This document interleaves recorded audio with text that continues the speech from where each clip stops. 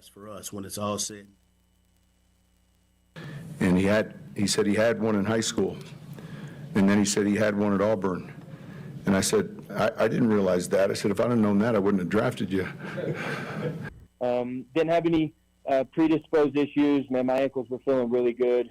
I don't think he really should share how many surgeries I've had in the past, to be honest with you. But because I don't, he doesn't really even know that. Because I've had an opportunity to learn a few things and obviously open up my mind just to how to view things from a different point of view. And it's great. But on top of that, we got to make sure that we're getting down to what is best for us when it's all said and done with. So, yes, anybody can present an idea.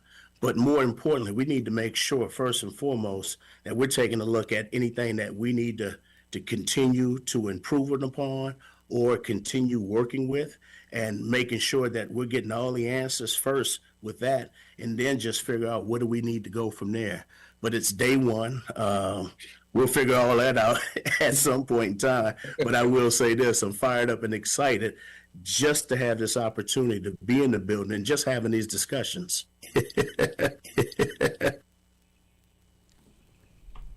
All right, a Friday edition of The Zone right here on Sports Radio 810 WHB. Jason Anderson with you, Sterling Holmes, Michael Darcy, heading up until 2 o'clock. The next 4 hours, we've got you. A lot of stuff to get into and talk about today. We'll talk some college basketball today. We will talk some NFL football today.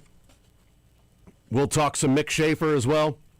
Eventually, 1 o'clock, KSHB 41 Sports Director. Just talk about him. That's right. Up until 1 o'clock. We're just going to talk about Mick.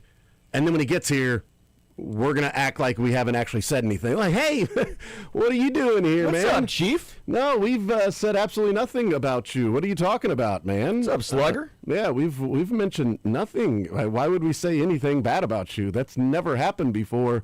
Yeah, so that comes up at 1 o'clock. Cuts before the show is over. An hour from now, we'll talk with Matt Derrick, Chiefs Digest 41 is the Mike podcast.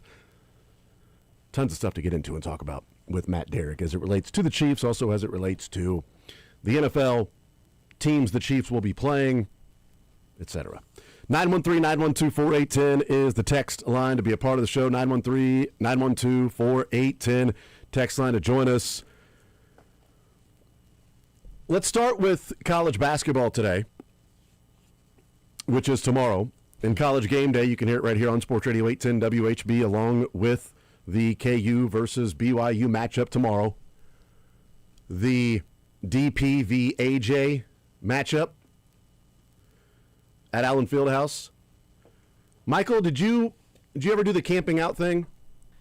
I have before. Okay. It doesn't work like you're camping out outside. There's camping groups, Yeah. and you show up at like 6 a.m. the Wednesday before. And then you can switch out. This person does Yes. this for a day, and then that person for a day. And the camping out, you're in Allen Fieldhouse in that Yeah. side corridor. So you're camping come in. on. It's like Jamar Chase was holding in. Yes. You're camping We're in. camping in. If there's no chance for hypothermia, what are we doing? We're not the Duke students that are out there 4 months in advance. But, no, I have camped before. Yeah. I got lucky because if you get a part of a big group, you're there for an hour, Yeah, maybe that's 2 good. hours. And Did you get some good seats by doing that? No, never. Awesome. Because there were so many Totally kids worth it that were. then. Well, there were so many kids that were camping. We'd be like group 80, and we'd be. And there was like 10 people per group ahead of you? Yeah, it was bad. But we'd be like mid-section in the student section, so it wasn't fine. bad. But yeah, it was luck of the draw. Okay. So luck of the draw is in like you camp there, but then you don't. If you're the first one there, you aren't necessarily the first one No, in. there's a lottery. There's a camping lottery where Absurd. actually KU Athletics I think if you gives put you in a the time, number. you put in the time. You the first one to camp there, then that's the first one to get their choice. of the My seats. college I agree. basketball experience was much different. Junior, you and, had your pick of seats. yeah, junior, and they pay us. The junior and senior year, like, hey, we're going to go campaign at the fraternity. And they're walking in. They're like, hey, man, They actually we kicked need you. They thought you guys were homeless. They actually kicked you out from camping there. Like, you Yeah, guys they're got- like, dude, you but can't stay here. You can sleep on inside. We'll let you in. We trust you. I mean, yeah, my Sorry, last guys. 2 Kim Anderson years were not, shockingly, weren't great. And the funny thing is, sometimes the students can all agree that at 10 p.m., you can all just say, a truce. We can leave and go home. Interesting. and resume the next day. Okay. There's always one group that's like, no, we're going to stay here. And But it doesn't matter, though, then, right? Because well, it's then not they like, would jump the people who leave. but it doesn't matter Well, how because you about get a you lottery, jump though. the people that stay and make them leave, huh? Yeah, but you We thought about it. Right, so I'm confused, but there's a lottery, though, so it doesn't matter what position you're in. then. But once you leave said spot, you lose your spot in the lottery. So one guy could lose the entire group's spot if he decides to leave early. And they do check-ins every hour or two just to see that Seems somebody convoluted. from the group is there. Totally confused now because I thought you would get there and then you would get your lottery ticket and this is like the group number you are. But you can lose it if you're not there. So then you just have to go to the back of the line of what the lottery is, or you're just not included at all anymore. You're back of the line. Okay, all right. Man, didn't have that at Missouri. Sorry, we Really? Interesting. at least when I was there. Yeah, no, that's. And I'm assuming right surprising. now they don't have that either. Yeah, they're not. You think they're doing that at Mississippi State, or actually it's a home game? It's at South Carolina. You think they're doing it this weekend for Mississippi State? Yeah, shockingly, I don't think that I would don't be. either. I don't either. If someone sleeps out, it's because they had too many drinks at Harpo's. Exactly right. That's exactly right. Let's get into the conversation then around this huge basketball game coming up tomorrow. Let's hear from Bill Self yesterday in his press conference previewing the BYU game. Not surprising, it was the first question, follow-up. First question, then an answer, follow-up, and an answer was about Darren Peterson and about this matchup. Here's Bill Self weighing in. He was asked right out of the gates, do you expect Darren Peterson to play tomorrow? Yeah, I expect him to. I haven't seen him in person since Tuesday. So yesterday was a day off, and then we were getting ready to obviously practice right after this. But I anticipate him being ready to go. And yesterday during an interview, I think you said it's not Darren versus AJ, it's Kansas versus BYU. Have you talked to your team about that, or at any point will you? Yeah, sure we will. We made that point many times in the past, but we sure will do that. And that's not. I'm sure they would say the same thing about us too. It's the objective of the day is to try to win the game. So and that's the only thing I'm thinking about, and that's all the players should be thinking about as well. I'm really fascinated by this because you're talking about a couple of freshmen. These are not guys that have been experienced, that have been around the block, that have played in a number of these games before, big matchups, big individual showcase matchups where the talent, the scouts are there to watch a couple of players, and those couple of players are also aware of all of the eyes that are on this game tomorrow at 3:30 on ESPN, all of the eyes that are going to be in the arena, in the field house, that are scouts for the NBA, that are going to be watching that. If this was like the third or fourth year or something like that, then you'd be like, all right, they've been through this. Sure. They've done this before. They understand what you have to do to win and not get caught up in the back and forth. He just made a three. All right, now I got to come down and match. All right, Peterson has made 5 straight buckets for KU. All right, AJ's now no longer creating. I got to do something for myself. It somewhat turns into that. But I do too. That means that they're both going off. Yes, absolutely. I want it to be as close to the most recent matchup that they have had in AAU. Yeah. When Darren Peterson and AJ DeBanza played each other in AAU, and Darren Peterson hit the game-winning three to give him 58. 58, 7, and 5 for Darren Peterson, and AJ DeBanza only had 49 and 9. That's the last time they matched up on the court in a quote-unquote official basketball game. Was 58, 7, and 5 for Peterson, 49 and 9 for DeBanza in a game that was won by 2 points because Peterson hit the game-winning three right as time was expiring. Oh, I don't care who wins if we get that tomorrow. It'd be amazing. I do wonder. I don't think they're going to combine for 107 points. That's just me. I just don't think that's going to be the case. I don't know every single player on BYU, so I apologize for not knowing every. And I actually have watched a decent amount of BYU basketball, but I've obviously seen every single Kansas game this year. KU doesn't have another NBA player on that roster. Like, does that hurt or help that mindset? Because you don't have a guy who's like, okay, now's my time to shine. I'm a fringe. I mean, maybe Trey White makes it I would as a point G. to Flory. I think Flory's Flory's an somebody NBA guy. that I disagree. I don't. He can't shoot. I think he's not tall. How tall is he? 6'8"? I think very KU young. 6'10". I think very KU raw. has 3 of the top 4 players on the court. I think if it was you can pick either one. If you pick AJ or Peterson first, Yeah. I think the next one after AJ and Peterson would be Flory, and I'd make a pretty strong case that Melvin would be the pick after that. That's funny. But then I think it would be BYU. Then I think it would be like 3 or 4 straight BYU players. I still think Trey White's the second best Kansas player. I will stand on that hill. I mean, Melvin Council again. I think he fits better for this Kansas offense. But I think if you're going strictly talent, I think Trey White's the second most talented guy. But I would. We disagree on that. I would Yeah. think if it's, well, let's create this then. Darren Peterson and AJ DeBanza are captains. Yeah. Of the teams. First pick goes to AJ DeBanza. He takes Flory. Then the next pick goes to Darren Peterson. If I was Darren Peterson, now you may. I'd take Trey White. Let's switch it then. Peterson gets Flory. DeBanza then gets Melvin Council. I just think if we're talking about strictly talent, I think what Melvin Council can do, I would put him the 4th player in this game. Sure. But it also sort of goes to the point that maybe he's the 5th if you say it's Trey White. Because I guess the whole point I'm making is it's not like there's a whole bunch of NBA caliber players on this roster that guys are trying to one up. Hey, there's a lot of NBA scouts in the crowd. Now's my time to try and prove a point. I think Saunders and Wright. Right, yeah. And Saunders, yeah, good call. Saunders, I mean, he can shoot. I mean, they're both shooting 40% from 3. So they've got some shooters. Back in second round guys. They've got some shooters. I just maybe from watching these teams, and there may be a BYU fan in the area that's going, you are out of your mind. You haven't watched nearly enough BYU if you think it would be Flory and then Melvin/Trey White before you get to Richie Saunders. That's fine. But that's why I said, for me personally, I think it would go Melvin/Trey, whatever, and then the next 2 or 3 would be BYU. Sure. So, but I can make a strong case that 3 of the top 4 on the floor would be wearing a KU jersey, but then 5, 6, and 7 could be BYU.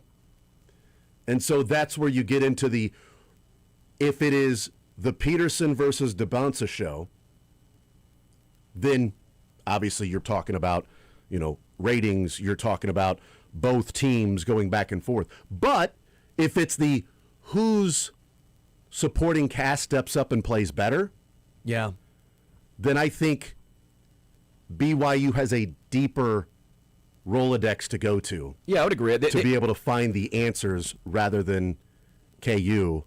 If it's not Melvin or Trey White, you'd be relying on El Marco having a good game, McDowell, things like that. I think BYU is very well constructed. Bryson. I think they're very well constructed. I mean, it's AJ, then you have a couple of shooters in Wright and Saunders. You have a big guy who I think is very physical and Keita. I mean, it's not like he's the biggest guy in the world, but when you watch him play, even when you watch him against Arizona, just the physicality that he provides is astounding. He's 6'8". He feels a lot better than 6'8", 230. There is 0 ounce of fat on that guy. It's like DK Metcalf, where you're like... You felt him before.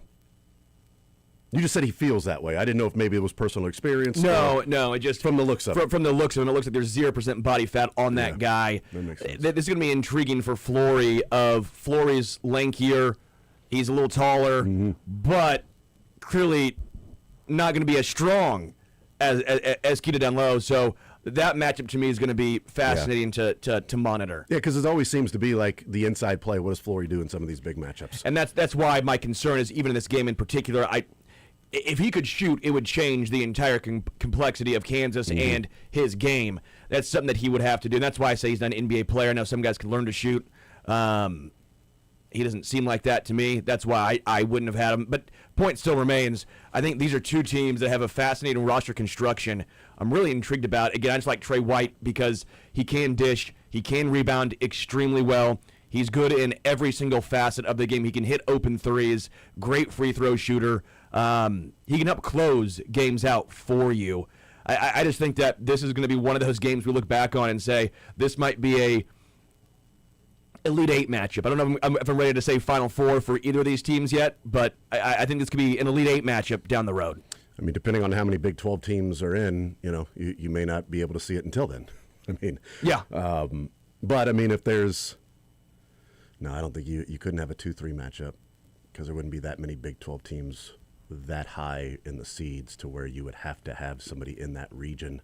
Point remains, I think both these teams could There's a be. fifth. If you get to 5 Big 12 teams, then you would have it in the same region if you've got 1s and 2s and 3s. So I'm just saying that both teams look like to me they could be Elite Eight type of teams. Oh, I know. I'm just doing my. It was at the divisional round on a Sunday or Saturday. Thank you for that. I'm just. I get stuck on these things and then I have to think through them. Okay, and I have to do it on the air. So I apologize. You know what? I don't apologize. I'm not going to apologize for who I am, Sterling. Okay, I'm comfortable. Okay. With who I am. Good. You know, you can judge me all you want, but I've grown in my life that I don't care about your judgment anymore. Okay. Yeah. Yeah. Like 10 years ago, that might have bothered me. Probably not, but it might have. Yeah. Now, don't care. You can judge me all you want. We didn't know each other 10 years ago, but yeah, it's a good point. But that's true. That's why your judgment would not have bothered me. It probably. wouldn't have made a difference, probably. But if you were mean on Twitter, it might have bothered me. Doesn't anymore. But you know, I'm gonna figure out if there can be a Sweet 16 matchup between these teams. Okay, that's just that's how I'm gonna go about it. All right. Too bad. I don't know the last time, and this is where, you know, historically, recent history, there was this anticipated of a local player versus player matchup. Not just team versus team like KU Iowa State, right? We've seen some big local matchups of good teams. But like player versus player matchups. The one that comes to mind for me, and it's a personal one because I was there. I was covering the game, but I was there in person when Kevin Durant played at Allen Fieldhouse. Oh, yeah. That was as anticipated of like, oh my God, KD at Allen Fieldhouse. Let's see what happened. And what did he drop, like 25 Buddy or Hield, something? I think, was close. Buddy Hield at Oklahoma, and he had that insane game, and maybe that's because he had the game that ushered him into that stratosphere. But I would almost push back. Again, maybe not the same, you're right, because KD would be in the same stratosphere as Darren and AJ, and Buddy Hield wasn't quite there. No. But Buddy Hield's run... It took him a while to get to his senior year when it was like, oh my God, this guy's a lottery pick. Okay, you're right. So I wasn't trying to push back. That was me trying to think of... Buddy Hield was raw. I mean, he was... That game against Kansas where we're to like double, triple overtime. Yeah. Yeah, he was a hooper. Yeah. But I think you're right, though, as far because Buddy Hield wasn't in the same... I don't think conversation. Buddy Hield was an amazing story because like he kept returning and then he went from like a 25.3-point shoot, 25% to like 30% to 38 to like 48. Yeah. And it was like, wow, this is kind of what we remember college basketball, that you're there, you're allowed to grow and you're allowed to fix some of your deficiencies. Now we see it in college basketball with NIL. Yes. Because Buddy Hield would have absolutely continued to return to basketball rather than be a second-round pick until he got to the point to where either he exhausted his eligibility or your lottery. Yeah. Then you're going to go because you're going to make way more money there than you would with the NIL. I just remember that matchup of KD and Kansas in 2007. Yeah, KD was the 2007 draft. So who would have been in Kansas in 2007 then? Who would have been the... Yeah, that's a good question. It was the Natty team. It was 07, 08. Yes, it was Chalmers and Rush. So it might have been. I mean, it might have been Rush versus KD. That might have been the Probably matchup. Rush. Rush Yeah. versus KD. Which is funny because Chalmers had the better NBA career. Yeah. But, yeah, it was probably Rush at that point. Yeah. Well, that was the year before the Natty team. That was the KD one was the UCLA loss. I know, with the Elite Eights and Final Fours and national No, I was going to titles. say with years. I do with the Chiefs, too. Like with 22 and 23. No, that was the Elite Eight loss, right? Yeah, to UCLA. And then the next year was the national championship. Oh, that was Russell Westbrook, maybe. Russ.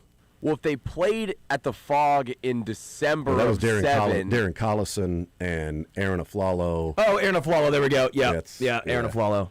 That was that team. And Mba Mute. Mm-hmm. Luke Richard, Mba Mute on that one. And then the next year is when KU had the easiest run to a Final Four in the history of... I'm just joking. It doesn't matter. I'm just joking. I still think they still won the played national title. in 07 and the team won in 08. Like, it'd be like if right now they But played... KD didn't play in that 07, 08 Guys, game. we're doing the Saturday Sunday thing again. We don't need this.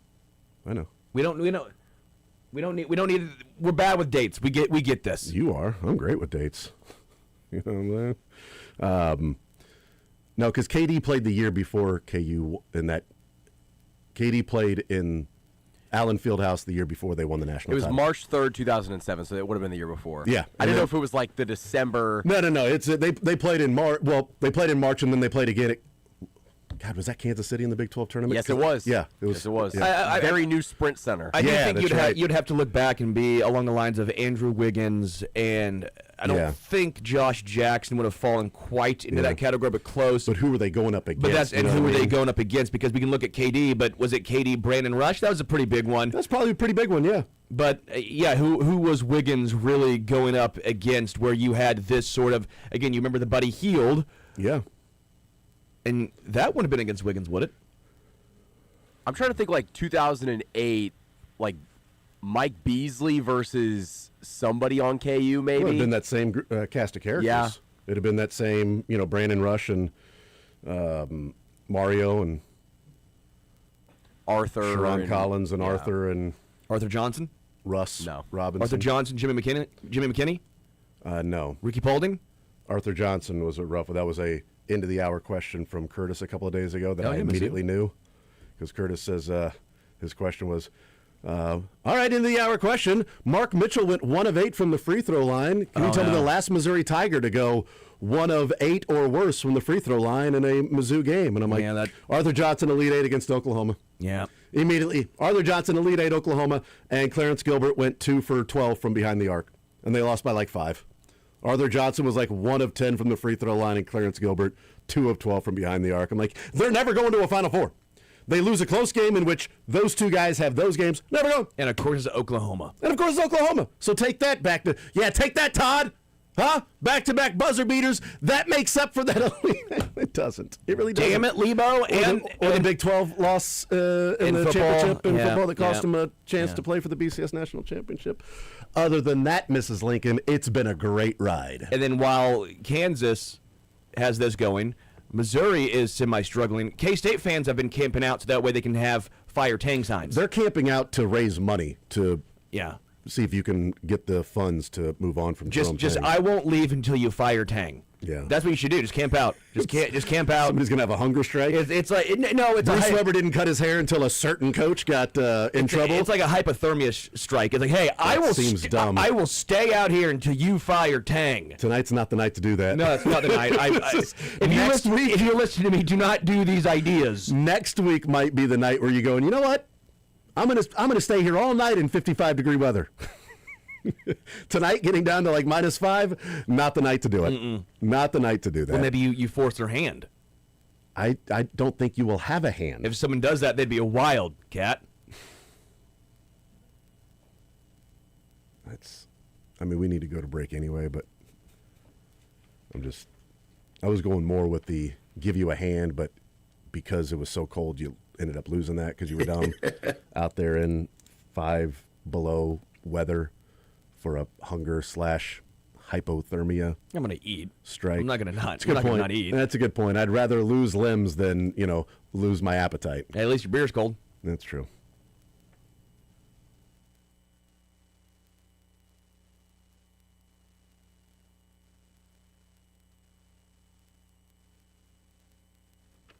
Last call for football on FanDuel. One final Sunday, one last kickoff, the final chance to place your bets before the NFL season closes its tab. This is Super Bowl 60, and FanDuel is making sure that you are in on it. So, if you are a new customer, bet $5 and get $200 back in bonus bets if you win. So whether you're backing the favorite, riding with the underdog, so let's say you're going with the Seahawks. Congrats. Roll with the favorite. If you're going with the underdog, that's the Pats. Go with them. Or you can build one last same-game parlay. Make sure you make it count, because after the Super Bowl, the season's over, and football is officially done. So last call for football on FanDuel, an official sportsbook partner of Super Bowl 60. I am still rolling with Seattle. I'm shocked. I don't know why I'm doing it. Part of me is trying to talk myself into I like Drake May. Will he finally go back to the regular season version of him? Or will this postseason semi-buns version of Drake May persist? We'll find out. So visit FanDuel.com/local to get started. 21 plus and present in Missouri. Gambling problem? Call 1-800-GAMBLER. First online real money wager only. $5 first deposit required. Bonus issued as non-withdrawable bonus bets that expire 7 days after receipt. Restrictions apply. See terms at sportsbook.fanduel.com.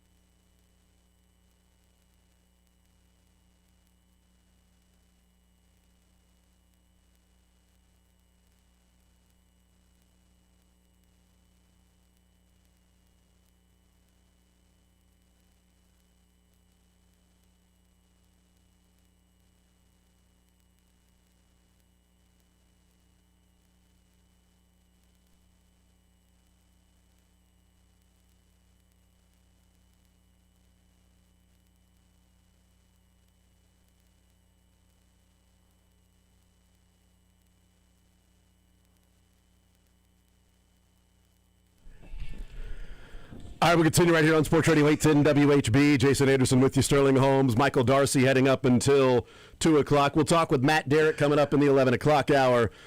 Mick Schaefer at 1 o'clock. A lot of cuts to get into today. We'll also talk at some point in the show, not in this first hour, but at some point in the show, I do want to get into, we discussed very briefly yesterday for about a 4 or 5 minute segment about Sean Payton and Bo Nix and that whole back and forth and everything that I just, boy, we'll pose the question about, what happens if this is going on after playing in an AFC championship game. What happens when those close wins turn into close losses next year? Oh, well, I mean, I'm here for the show. Real quick, my boys are trying to get me to play Golden Tee tomorrow. Tomorrow Night. And tomorrow night is not a Thursday. They set a trap for me. They sent me a picture of, like the box with like a stick, and you pull the stick out. Like a trap? To trap them? Yeah. Well, underneath the box is a Pearl Jam album, Marlboro Reds, and a 6-pack of beer. And so they sent me an audio video. It's like, come here, Stu. Come here. Come get. And so I'm like. So do they need all of that to get you to go play It's a Golden trap. Tee? No, they could have just said, you want to play Golden Tee tomorrow. But I Yeah. like that they're setting a trap for me to. I do appreciate the effort they're putting in. The effort they put into that was They really want you to play Golden Tee tomorrow. astronomical. They really, really want you to play Well, because Golden they know Tee. they can take money off me with my broken stump of a foot. You can't play Golden Tee with darts. You're not actually swinging the golf club. No, right? but your centrifugal force is off. Centrifugal force, with okay. your boot, because the boot you can't really bend. Das Boot. You can't get down. Yeah. And it's making me be. I'm Jackson Dart, and they're trying to make me Totally. the Joe Flacco. I got to have my mobility, or else what am I? No, I get it. Centrifugal force or whatever the hell you said. That's absolutely right. If I'm not doing the Pythagorean theorem whilst playing Golden Tee, then Yes. what am I doing? Pythagorean? Pythagorean theorem, yeah. But he also says the thank you as well. So I don't think we can really judge It's the Which it's the, the um, Pythagorean. which the emphasis on the syllable is the correct one or not. I don't think we can really judge that when he says thank you. I mean, it's, we got to pick our battles. That was man. a song by ZZ Top. We got to pick our battles. And I thank Okay? you. Yes. Yeah. You just try the two-step flow math equation, okay?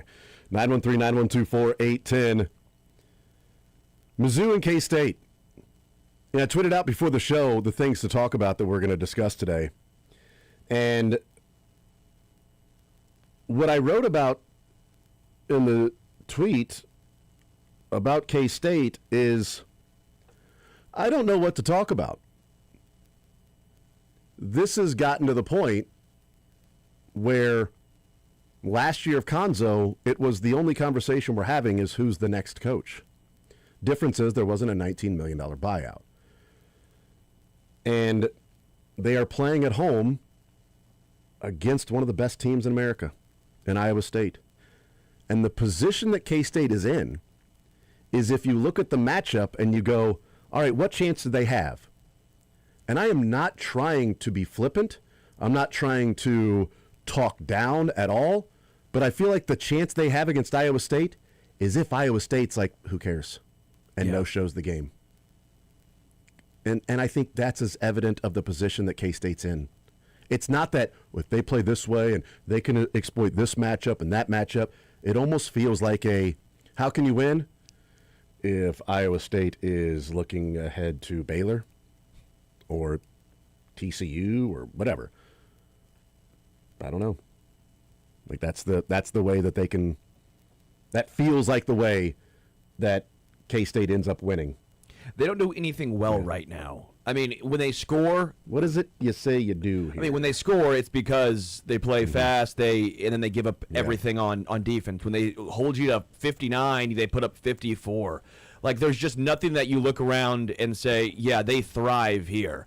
PJ Haggerty has been great this year in a lot of aspects, but it does feel like at times, I know he's overall shooting 47.8% from the field, but in some of these games, was it West Virginia, like 6 of 19? Yeah, 6 of 19 against West Virginia. I mean, just there's certain times when these games are close and the inefficiency really starts to creep in.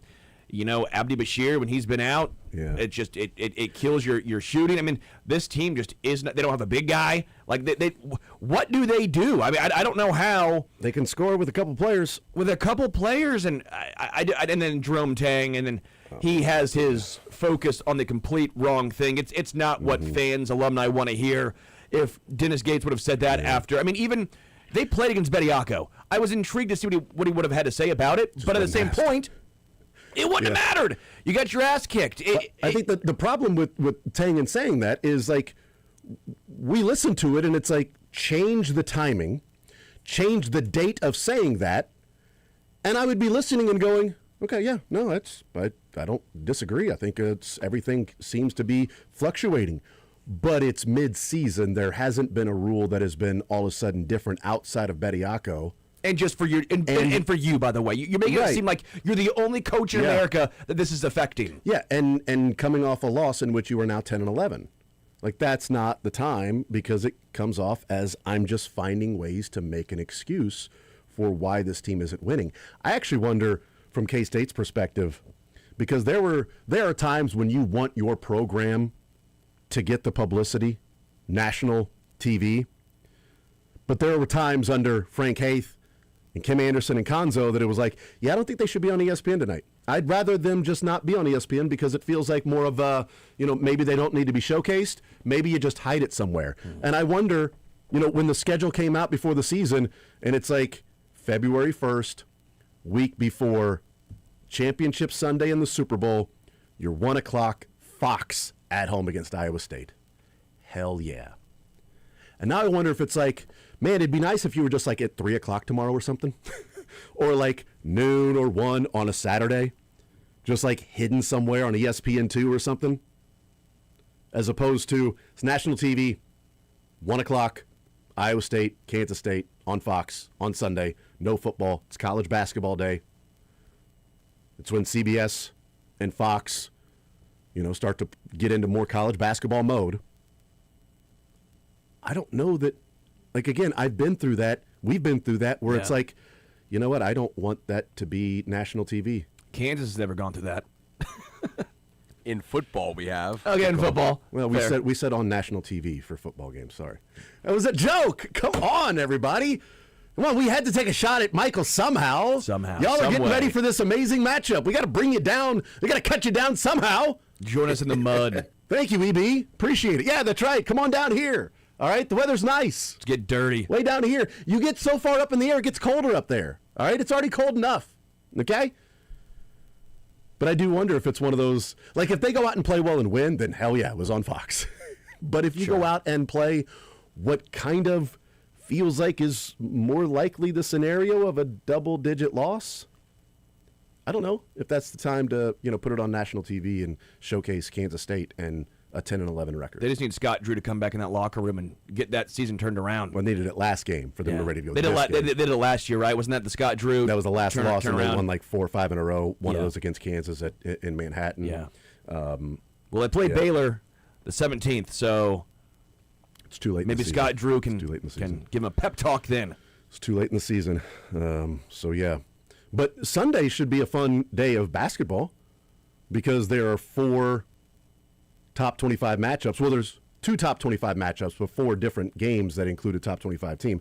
Purdue and Maryland is at noon, and that's going to be sort of like Iowa State, Kansas State, it feels like, because Maryland's bad and Purdue is not. But it's at Maryland. Okay, so maybe there's a chance. Alabama, Florida, noon on ABC. Purdue, Maryland is CBS at noon. Fox, Iowa State, Kansas State. And then 3 o'clock, Illinois goes to Nebraska that'll on be a great FS1. game. That's going to be a fun one. I still look back at Arizona, and they just feel like, to me, the best team. That BYU game when they played, I left that game saying Arizona is even better than I expected. I know the game and the final score looks close. If you watch that game, Arizona controlled that thing. Refs got involved late. I think they wanted to try and make something happen there. Not saying they wanted BYU to win, but I think they got caught up in the emotions of the crowd. Hard not to. They're all around. BYU's doing a lot of great things. Arizona's missing some free throws. But there were some calls that, hey, let's try and we want to hear the pop of the crowd.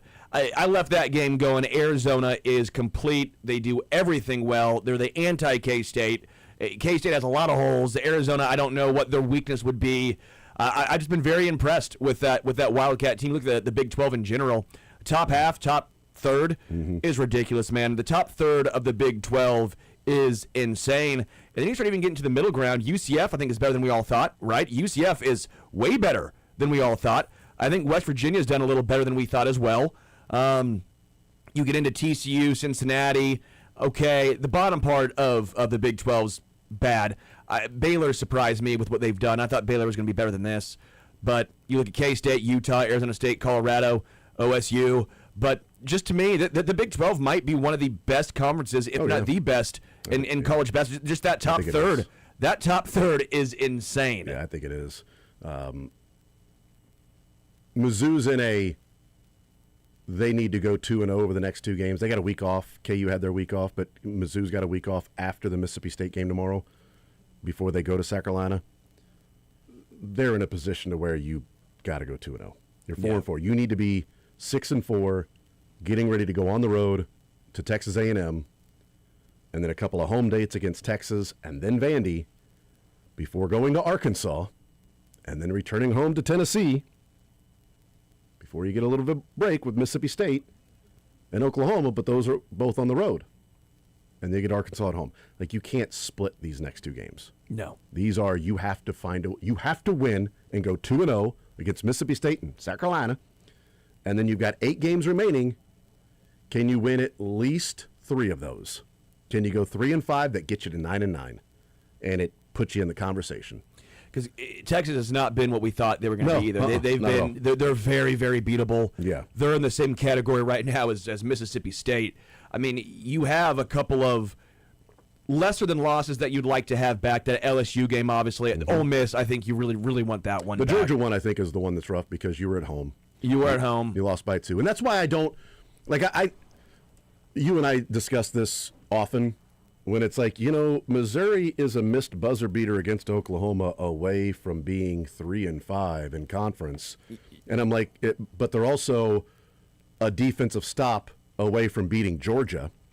4-4 is probably where they should be. I mean, 4-4. Right. The difference should be they probably should have lost to Oklahoma, and they should have had a win against Georgia. Yeah. That's basically what it breaks down to. The Georgia game felt like this is one they're going to find a way to win, and the Oklahoma game felt the entire game that this was just Oklahoma's night, even though it was in Columbia. The Auburn win looks better. The Kentucky win is just fine. The Florida win's the one that really stands out, but they need more with that non-con being as weak as it was. they got some work to do. You need to find a way, if you're talking about building your non-con resume, you need to find a way to win against Vandy, Arkansas, Tennessee. Which brings back the You got question 4 of, games against those 3 teams. If you can win one of those, hell, can you split? I doubt it. But go 1-3, at least it would give you Florida and either any one of Arkansas, Tennessee, Vandy. So when you look back at that non-con, Minnesota and Gross. Notre Dame and then Kansas. You had 3 Power 5. Illinois. I forgot, but yeah, Illinois. I tried and blocked that one out. Yeah, and so did Mizzou. So when you look back on the non-con and the amount of weaker competition they played, at the time I understood of you're trying to figure out what your rotations are. You're trying to figure out who you got. I think if they would have beat Notre Dame, we are talking about it a little differently. But that Notre Dame loss, that again, they probably should have won. I think it's Notre Dame's 500, though. I mean, Notre Dame is, if K-State beats West Virginia, Notre Dame and K-State have the same exact record. Yeah. They'd both be 11-10. Minnesota is a god-awful team. And that's the non-conference win against a power opponent. Yeah, I mean, they're probably going to fire their head coach, Notre Dame. I mean, yeah, I'm not saying it was good. I just think that one really, really hurt them. That loss, to, even though it was on the road. Right, no, it's a good point. It was a win doesn't help your resume, but a loss hurts it because of what Notre Dame's done since then. And I disagreed with the scheduling in the non-conference because I just felt like you had so many returning players. I know you lost Caleb Grill and Bates, but so many other guys that had been on the team returning. You're adding in Jaden Stone, but really who else are you kind of adding in besides he and Sean Phillips? Almost everybody else on the roster Good call. has been there, done that. If there was a year for Dennis Gates to say, let's challenge ourselves in the non-con with guys that we sort of know what we can get out of them, whereas if it was all fresh new roster, hey, you know what? Easier wins, get some confidence built up, go play, good basketball, win those games, and see what you can be in conference play. I just think this wasn't necessarily the year to do that. Was this a learning lesson for Dennis Gates? I hope so. Or was this going to be more of the norm? Because that's what it comes down to. Is if they're left out of the tournament, it better be a lesson a learning learned. lesson. Mhm. Yeah. Yep, it absolutely better be a lesson learned if they get left out of the tournament and it comes down to, well, their non-conference was trash. They had 0 good wins in the non-conference. 0. And they had what you can make arguably, not even arguably, you can have a bad loss. You can say they've got 0 good wins and a bad loss in non-conference. Yeah. But hey, conference, they've got Florida and Arkansas. Okay. And Auburn, that helps. Yeah. But Kentucky has not done much to help Missouri's case with that. They have not. And so you would have a couple, 3 wins that you would go, hey, look at these wins. And you'd be going up against other teams that would say, yeah, look at our wins. And we got this one other win in non-conference. That might be good. That's what you're going to run into. But they have to take care of business first and foremost to even get in the conversation, which is the next 2 Saturdays have to be wins. Yeah. No matter what. Any port in a storm, I don't care if it's a buzzer beater 3. Any port in a storm, find a way to go 2-0, and then that gets you set up for a number of games that can help your resume along the way. Correct. And as long as you're not getting blown out. The Bama one and the Illinois one, I hope they look back and they see Illinois and they go, well, 1, Illinois is a great team, and 2, no Jaden Stone and no Trent Pierce. This offense looks completely different. The issue is some of these losses that Missouri has, they've been Kansas, Illinois, and now Alabama. That's 3 losses where you just got waxed. And I think the Illinois game is not really Missouri's fault because, look, if you're Dennis Gates, you had no idea who this Keaton Wagler guy was. He just came out of nowhere. Like you've never seen him play before. Stop it. So I can understand why they would go up against Illinois and go, we don't need to worry about this freshman Keaton Wagler. We've never even paid attention to him before anyway. It's not like he's going to go out and drop 22 and have like 4 or 5, 6 assists and 8 rebounds in the game. I know how good his teammate is in high school because that's who we were recruiting. We don't have to worry about this guy. So I think the selection committee should take that into account. Oh, yeah. That there's just no way a Missouri coaching staff could have seen a Keaton Wagler player do what he did against Mizzou in St. Louis. There's no way anybody could have seen that coming. Mizzou had no idea who he was. It's all the local schools, honestly. It looks bad for all of them. Fortunately, Mizzou's the one that had to go up against him and watch him firsthand out there dealing, dishing, balling like he did last night too. because, good God, he's awesome. That Sunday game is going to be so good, man. Illinois, Nebraska. That's, you know what? They could play that thing at Memorial. Sell that thing out. Be the, second or third largest city? Second largest city in Nebraska on game day, whatever it is. They're in the stadium. Play that thing there. Come on, man. Because right now, that's got to be one of the hottest tickets in Nebraska basketball history. Yeah. Sunday. Because it's also a Sunday standalone game at 3 o'clock. There's no other game on that's like a really good game. Again, there are like 4 good games on Sunday, and they're at noon and 1. So they are done right in time for tip-off of Illinois at Nebraska. Man, that's get your popcorn ready. That's going to be fun. And apparently Fred Hoiberg figured out how to do it in the new age. They'll get their corn because they'll pop a lot of corn because they'll husk it first. Yeah, and then they'll. It's a really good point. Yeah, because they would have their popcorn ready for sure. And I appreciate that Fred Hoiberg learned how to do it with the new rules.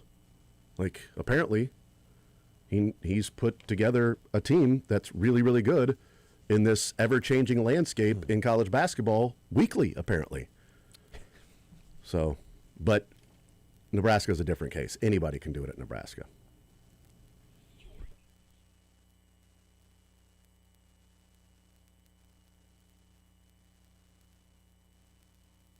You know, man, if you're out there and you are suffering from erectile dysfunction, then why wait around? It's the New Year's. It's past the New Year's. Hopefully it's not past the time where you are done with your resolutions. If you've made any resolutions, hey, keep striving to go and knock those things out. And if you did not make a resolution, maybe just simply resolve to fix whatever may be going on. And if that is connected to ED, then go get it figured out. There is no reason to wait around. Some men wait months, even years before they go and try to figure out what is going on. Heartland Men's Health.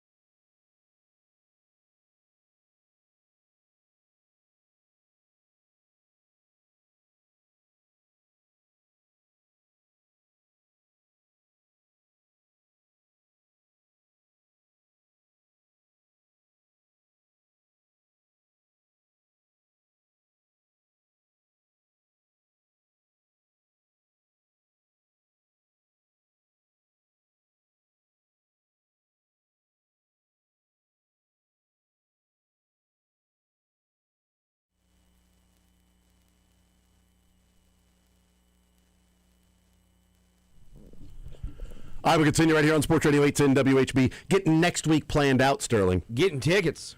Flying out on Monday to San Fran, Santa Clara for the Super Bowl. It's only the second time that I have covered the Super Bowl being back here in KC that it will not include the Chiefs. This is my first time with it not including the Chiefs. You didn't go to L.A.? No, I did New Orleans and Vegas. Loser. New Orleans and Vegas. L.A., so the last time the Chiefs did not play in the Super Bowl was when Solomon Wilcots and I got into our big argument. I forgot about that. Yeah, you and Solomon. Our big back-and-forth argument with a doctor and a heart monitor. You got beef. Yeah, well, he got smoked, so it wasn't even close. That's what happens when you're on the air trying to say a running back is the same value as a quarterback on the field. Yeah, you're going to get... Yeah. No, you've got the better quarterback. Cincinnati's got the better running back. It's even. What are you talking about? It's a bad call. That's so terrible, dude. They say people that play the game know it better than. That's Pagula. That's Terry Pagula going. That's a bad call. I'm just taking him. I'm like, are we really doing this? Like, it's not the same as one. That doesn't make it 1-to-1. Then he goes, see, that's what's wrong with people like you and the Chiefs fans is I'm telling you your quarterback is better, but that's not good enough. Like, no, because the quarterback is the most important player on the team. So they have who has the better safety and who has the better quarterback. Right, and that's what I was saying. I'm like, so you're going to say it's even? So if you've got the worst quarterback in the league and an average running back versus the best quarterback in the league and a terrible running back, you think that offense is now 1-to-1 tied in how good they are. And then just look at offensive line and wide receiver and tight end, things like that. Like, he broke it down, too, because he went, well, quarterback, you got running back, we got running back. Offensive line, I'll give you the edge on offensive line. Tight end, we've got wide receivers. And I'm like, so if you're going to break it down running back, split tight end and wide receivers, let's go left tackle, left guard, right guard, center. Because now you're just saying, well, the offensive line, you've got that. You've got the offensive line and the quarterback and the tight end. Okay. Okay, how about this? It was just... I've never been to San Francisco. But that was in L.A., but I'm not... Let me know where to go. Tweet me at Homestretch KC. I want to know. Yeah, me too. Where should I go? I know there's a big bridge. Where? I know there's a big bridge. There's a big bridge. That's right. I know there's a bridge. Go to the big bridge. My wife and I, we went to San Francisco. We went to the, where it overlooks the Golden Gate Bridge, where from like Full House, when they've got that view of, and then it zooms in on the car going across the bridge. We went to that spot, and we've talked about how afraid of heights I am. I didn't realize walking up that, what feels like a mountain to me. The bridge? No, walking up the area that overlooks the bridge. Oh, okay. For that view of the intro to Full House. Yeah. When they're doing the song, right? And it's from the view of seeing the entire Golden Gate Bridge, and then it zooms in on them driving across. Sure. So from that area, you can go and look and take pictures. What I didn't realize is climbing up that thing, there's like a small path with a small rail that goes up to about your knee, and then death.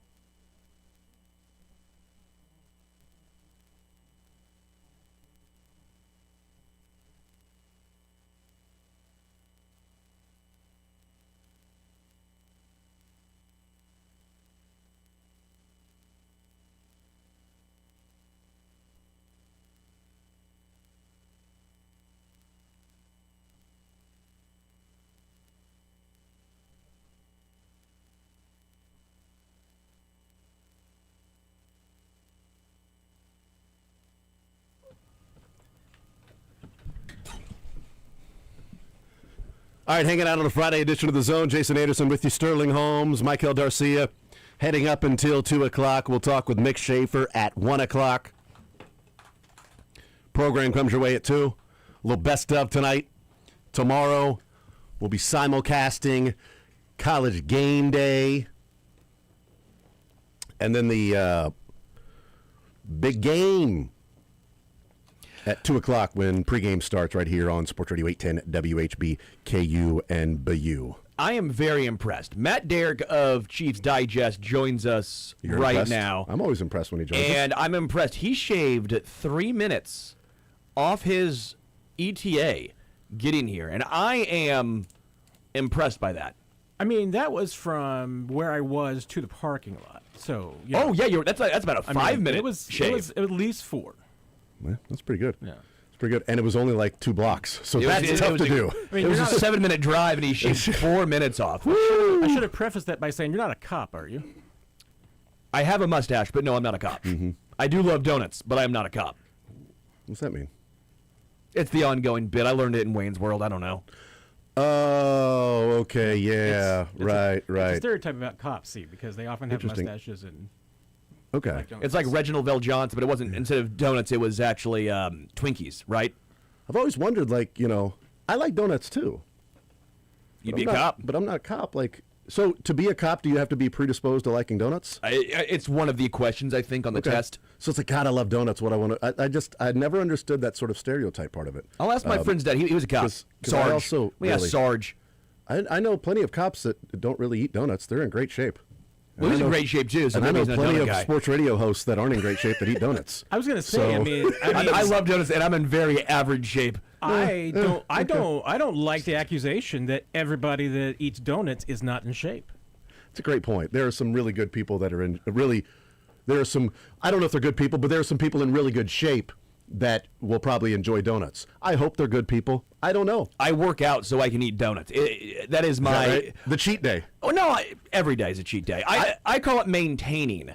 So I work out just so I can maintain this very average physique because I like to drink Yeah. my adult beverages and eat my donuts. Wednesday is my cheat day. It's when I have my vegetables and like healthy food. Yeah. I cheat on Wednesday and like, okay, I'll cheat from my diet and have some good healthy stuff. Maybe a smoothie. I don't know.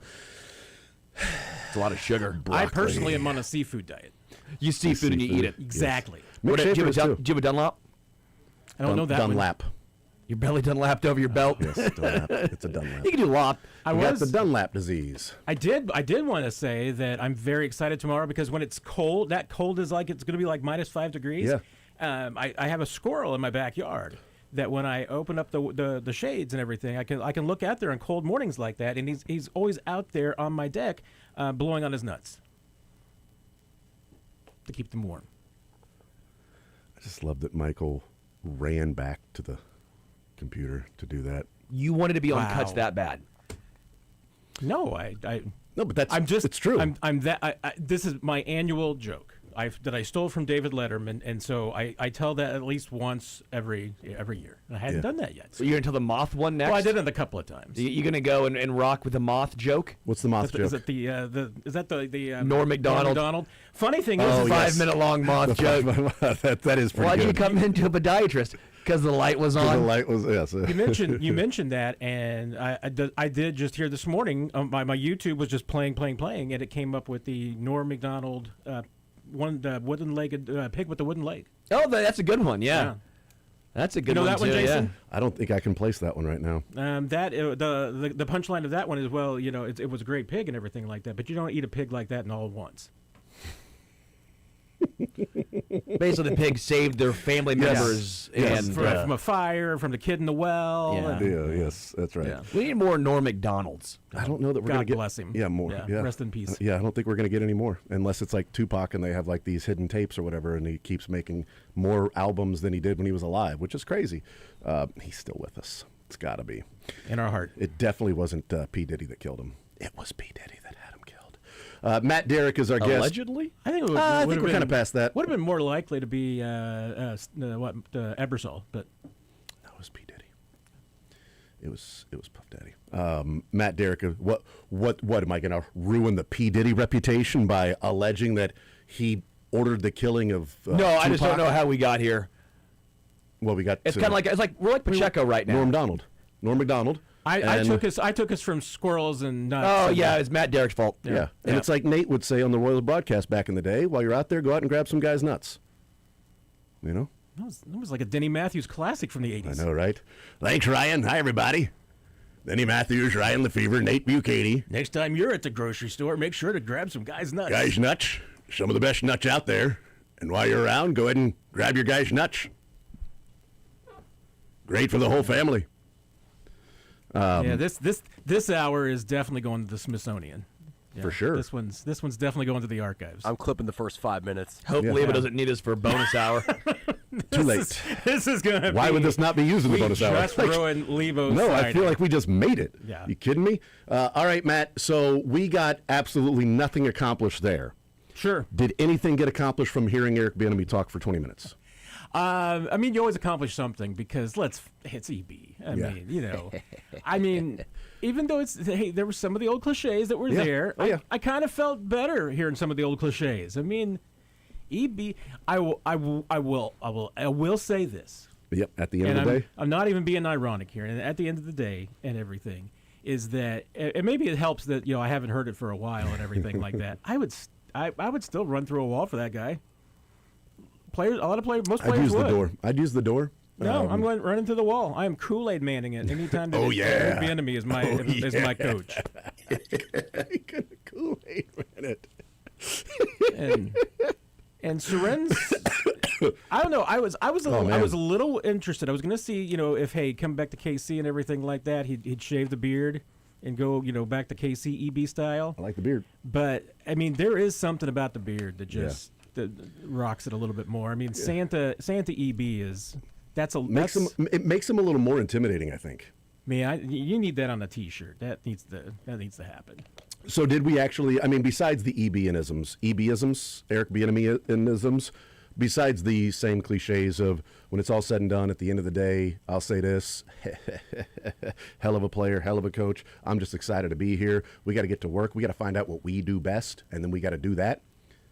Did you hear it? Not we, but did you hear anything or take anything away from Eric Bieniemy that he would have said? Because there is some criticism. I'm like, oh, great, we're hearing the exact same thing. I would offer that he did say, I just got in last night, and so I'm just here.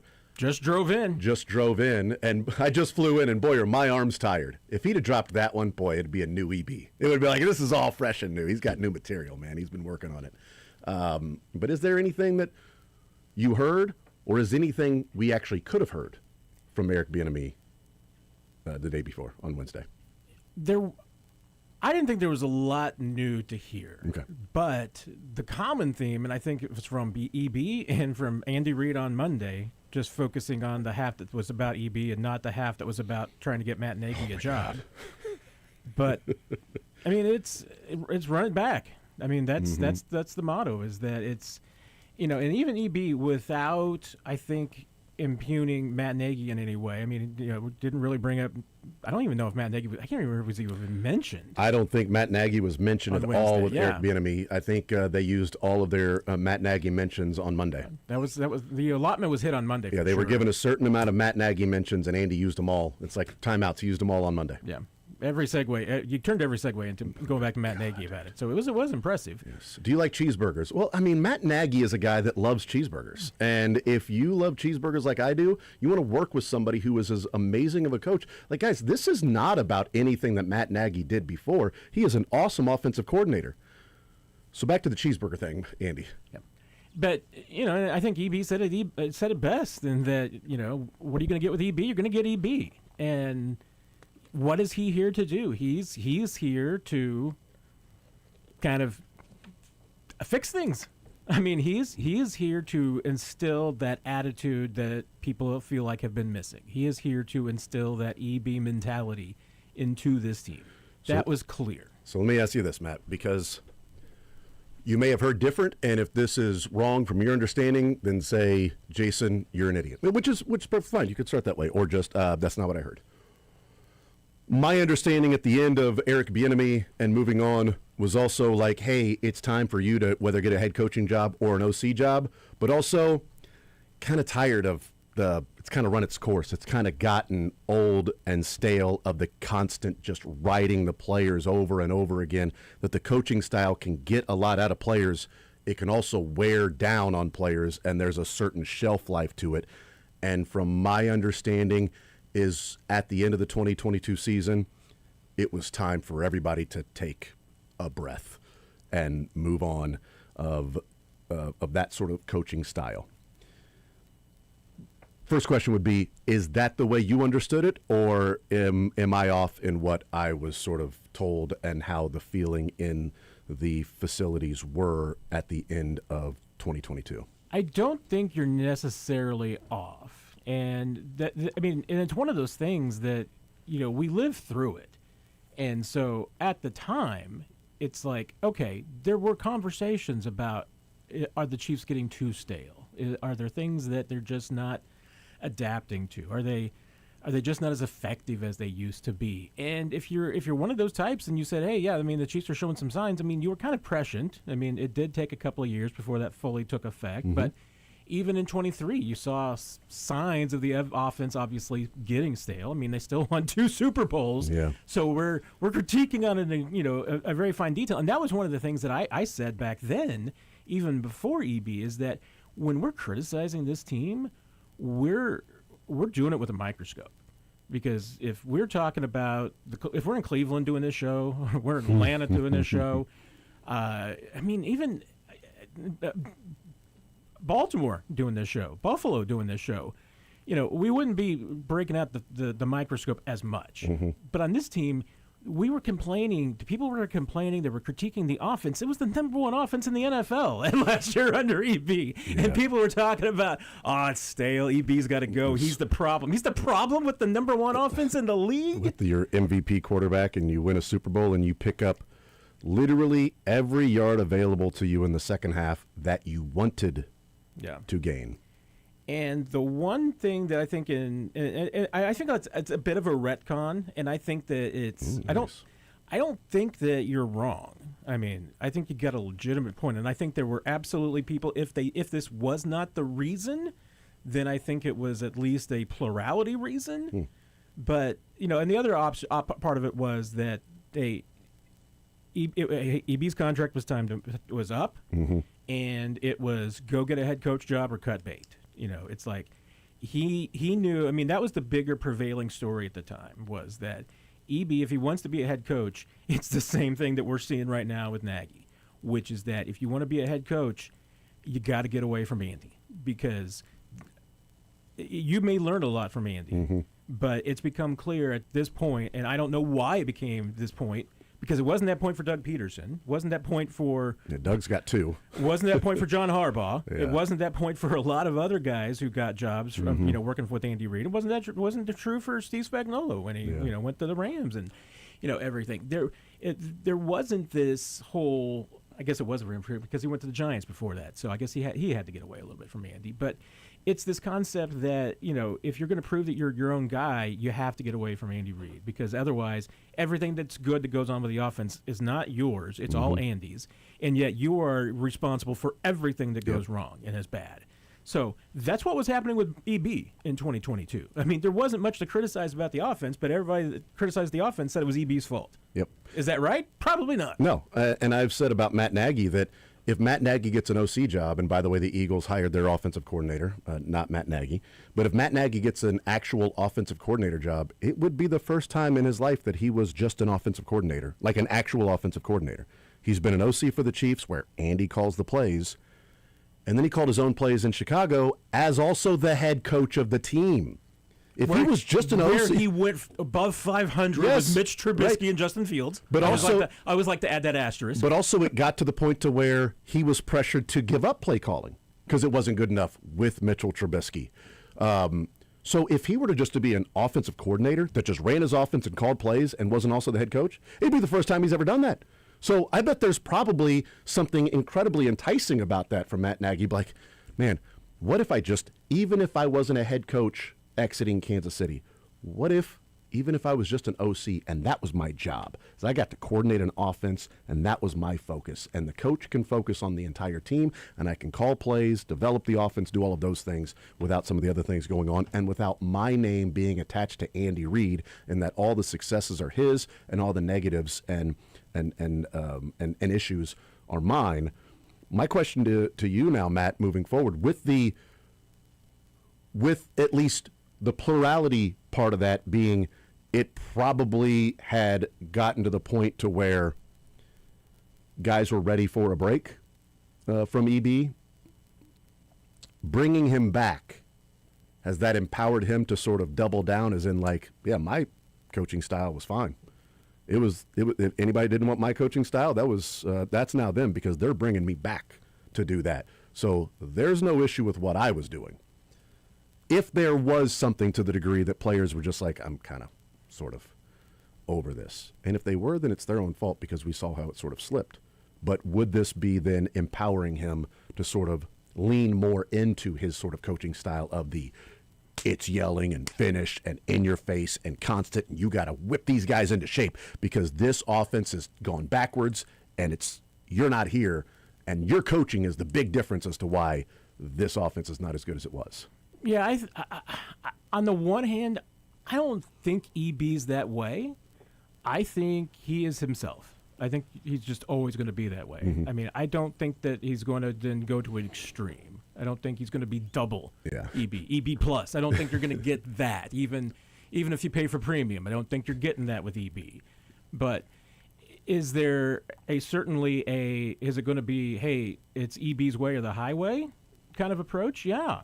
But that's what they want. That's clearly what the Chiefs want. Yeah. They want somebody to come in and light a fire. They want somebody to come in and make it clear that, being part of this team isn't a job. It's not a contract. It's an opportunity. Mm-hmm. And as I think Eric Bieniemy would say, and if you don't want to take advantage of that opportunity, well, there's the door, and there's a sign up now hiring all positions. Yeah. I mean, we talk about the cliches of Eric Bieniemy, but honestly, every single one of them are why they brought him back, because they want that message delivered to this locker room and to this team, and because I think they've got guys in that locker room who will absolutely step it up under EB. I think they've got some guys that will just absolutely take to him like you wouldn't believe, and I think there's going to be some guys in that locker room who are like, this guy's not for me, and they're going to find their way out of town. Yeah, we heard that when he got to the Commanders. Some of those things that came out was like, yeah, this is they're not happy about his coaching style. And then we heard nothing but praise from Chiefs players about, well, he's going to get the most out of you. If you're complaining about that, then you've got some issues. You've got some things that you need to look in the mirror. We also talked about at the time whether this was speculation or if there was something to this or not. But when Eric Bieniemy got the Commanders job, there's a lot of players that were tweeting and IGing about EB. There was one player that we discussed at the time whose silence seemed to be pretty loud. And that was Patrick Mahomes. It didn't say a peep about Eric Bieniemy getting the job with the Commanders. Fast forward to 4 years, now the offseason of, the January of 26, because that was, February of 22, or no, 23, so it'd be 3 years later, because that was the 22 season, 23 year of them winning it. Fast forward 3 years, and Patrick Mahomes may have been alluding to EB before he was even hired with his press conference of holding guys accountable. This is speculation, and it could be a straw man based on something that didn't happen. But if there was his silence is pretty loud, that he was probably ready for the whole thing, that they had their sort of clashes, and he was like, fine, time to move on. I got Matt Nagy. Is there an element now they hired EB and Patrick Mahomes does the strength emoji and everything on IG that you kind of don't know what you have till it's gone? And it's like, okay, now I get a real good idea of what he did for this offense, and let's bring him back in and let's get back to work. I think 1,000%. Okay. I mean, Patrick's a smart guy. He gets it. He knows it. I'm sure he looks at his numbers and he says, wait a minute. Since EB left, I haven't been the same quarterback. We haven't been the same offense. We haven't been the same team. And I think the question is, hey, does Patrick think he's gotten worse? I doubt it, because I don't think he's gotten worse. But Have the guys around him lost that attention to detail? Have they lost those little specifics of tightening things down that they need to get? Yeah, they have. And here's the thing about EB. I honestly don't think that he and Andy Reid are terribly different in a lot of ways. I think EB is just more vocal. Yeah, Sure. Because Andy, especially at this point in his career with the offense and his role and everything like that, I mean, Andy is now he is the CEO, but maybe, he's the /COO of the offense. I mean, but also to act like Andy Reid would be like, EB is the enforcer and Andy Reid's just the lovable grandpa that everybody goes up and hugs, is ignoring that a year ago in the New Heights podcast over the summer, Travis Kelce was afraid to ask Andy Reid to come on the podcast because he was so intimidated by him and didn't want to do that. Yeah, That's not the lovable grandpa of just like, hey, come on the podcast, grandpa. Come on, Poppy. Come on. Yay. Come on. Let's Papa, Andy. Yay. Come on. No, it's like, I'm not going to ask that guy. Like, no, Patrick, you got the relationship with him, Patrick. You had him go on TV commercials. He ate nuggies. He took your nuggies. You ask him. I'm not going to do that. That's Travis Kelce. I think this is a great point of the persona of Andy to the media or to fans is not the one that is the reality, I think. And also, too, you're probably right to the extent of Bieniemy's going to be the louder version of it. He is going to be the guy. You can't have Andy doing that's just too much. You can't be the head coach, basically the offensive coordinator, and then also the enforcer. That is way too much work. What is he? Horace Grant, Dennis Rodman, and Michael Jordan all rolled into one. Yes. And Scottie Pippen for some reason. That's too much work. No, he tips. That's just too much. And so I think Bieniemy coming back does bring that into the equation. It's vacation's over now. You wanted vacation. We've been grinding. It's been Q4. We've been trying to hit our numbers, and we've been in the office all night long. And I love our metaphors today. And finally, we need a break. So Bieniemy, we got to move on. It's just too much. All of a sudden, you're like, okay, why did our numbers dip? We need them back. Vacation's over. Q4 rolled around yet again. We slacked off. We never slacked off. First three quarters cues. We never actually circled back around like we said we were. We never just circled forgot back about around. It. Yes. We always circled back around with EB. Per my last request, which just went by the wayside, this happened. So you need Bieniemy back. And again, I think the whole Andy Reid, you're right. He's a lovable guy. Yeah, he can be, and the players love playing for him. But he's also a tough guy too. It's not like he doesn't have that side of him. I mean, we saw him and Travis get into it many a time. Like, you're not getting into him if he's just this lovable guy that, no, it's he will fire you up too. But you also saw Travis and other guys get into it more with Eric Bieniemy. Yes. Well, I mean, don't get me wrong here, and I don't want to incur the wrath or anything, but I'm going to go with another metaphor that might get me in trouble here. I bet you guys more often than not argue with Lebo, but you don't argue with Chad. I will say that I don't argue. I rarely ever argue with Lebo because he's so much smarter. But I wouldn't even think about doing that with Chad. I only argue with Jason. I mean, you argue with your supervisor, but you don't argue with the boss. Well, I mean, honestly, it's a pretty good comparison because, like, I don't know. I might be intimidated to say, "Hey, Chad, you want to come on the podcast?" It'd be like, "Hey, Lebo, can you ask Chad to do? Can you ask Chad to come on the podcast or do this?" But then it's like, "Oh yeah, no, Chad, he's great, man. He's one of the best bosses ever. He doesn't ever yell." But you don't want to have him like the side eye of like him being sort of frustrated and mad, because then you know it's a big deal if he is. You know, you don't want to do that. It's a great metaphor. I like it. There you go. Great job. And I will say this: I'm getting all the EBs in today. Yeah. I've been doing that a lot lately. I don't know why EB has completely rubbed off on me. But Go ahead. gosh, didn't even mean that. Pause. Now I'm completely lost my track about my tough love metaphor, which isn't in a metaphor. It's But Chad and here's the Lebo thing. and that EB rubbed off on you. Andy and EB are both tough love coaches. Yeah.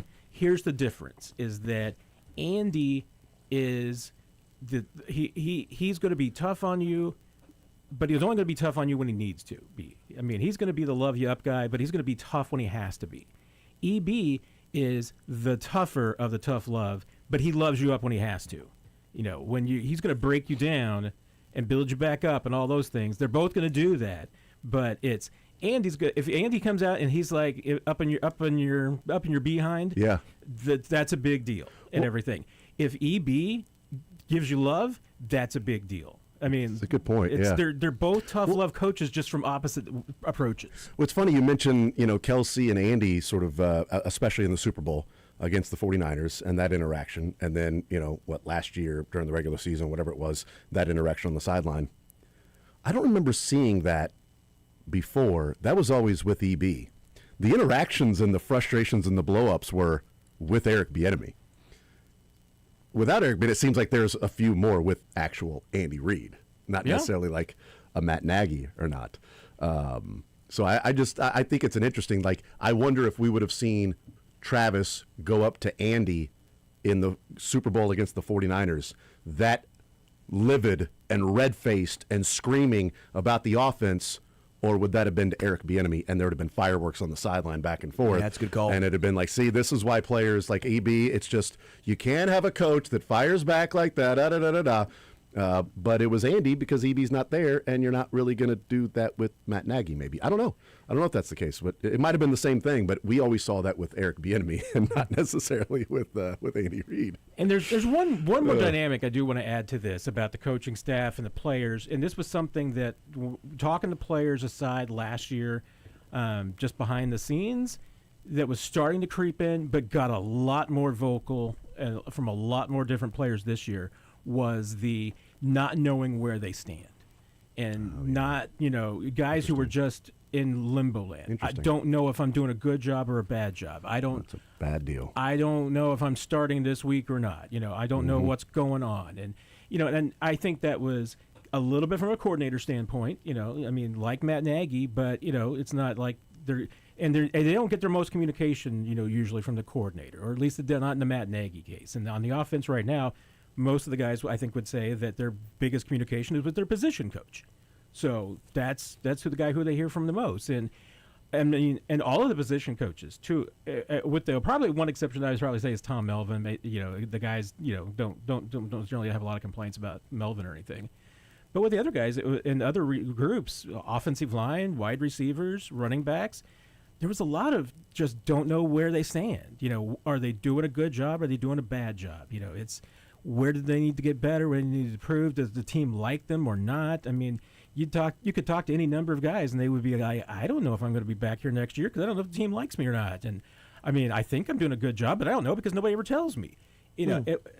That doesn't happen with EB. I mean, EB is going to he's going to let everybody that offense know where they stand.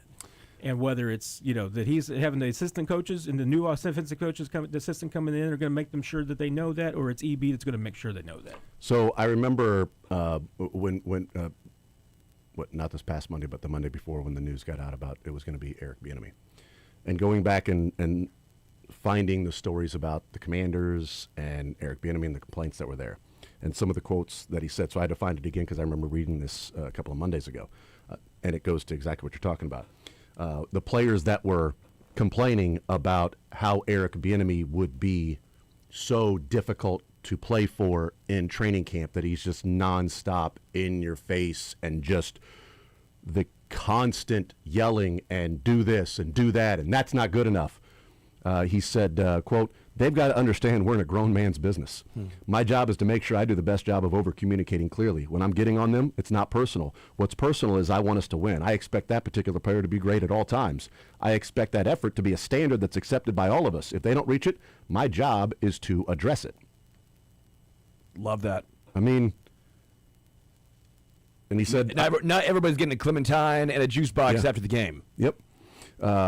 I'm always going to be loud, always going to be vocal, always going to demand from my leaders. If I ain't doing my job, my ass gets fired. If it's my job and my responsibility to make sure I'm getting our guys to do what I'm expecting them to do. I mean, that's a job of a coach. And to be clear about this is where you're coming up short. This is what is demanded and asked of you. And if we don't demand that, whatever we're getting from you is now the level of acceptance. It's now what we are willing to accept from you because we aren't demanding more from you. And I think there is a clear connection. We'll take a break. I'm going to talk to Matt about this. I think there is a clear connection with a couple of moves that have been made with this Chiefs team that is Andy Reid saying as much, is also saying what Eric Bieniemy is saying about those Commanders players. but also what we're kind of talking about of if this is accepted, that becomes the standard, and it might be a level of respect that is not necessarily given from one side to the other in those practices or maybe on the practice field. We'll talk about that next with Matt Derrick.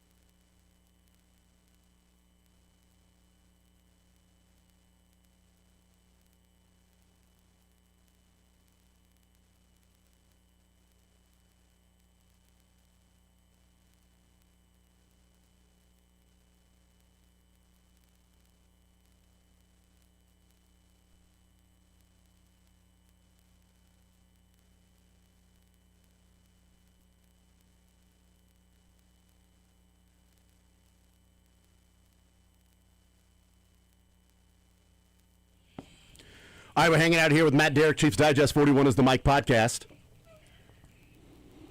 I'll be heading to Santa Clara, San Francisco on Monday. Sterling will be heading out there on Tuesday. We'll both be out there Wednesday, Thursday, Friday. Where will I be on Friday? You will be hanging out with us either by phone or by microphone here in studio. Your choice. Or you could be there. Yeah, I get it. mean, you could be You can book a flight. You can stay with me. I don't care. I mean, if you're paying for my flight, I'll be there. No. So No. okay. Yeah, I think I have a floor you can sleep on.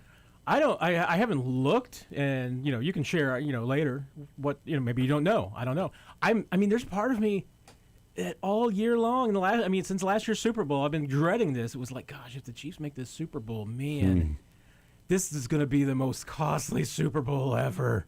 Yeah, they're just looking out for you. I mean, at least, and I don't know. I mean, maybe they were still able to get a reasonable negotiation on the old hotel for media. I'm not sure. I don't know the answer to that, quite frankly. I'm glad that it's all taken care of for me. There you go. I know this one was a lot more expensive than New Orleans and Vegas. Oh, yeah, For the I media mean, stuff even. Like the media wasn't. Yeah. Don't quote me on this, but I want to say that the average, I think, for New Orleans and Vegas was like under 300 a night. Wow. Although I will say this, gosh, I mean, I love it. I have EB in me now. Gosh, man.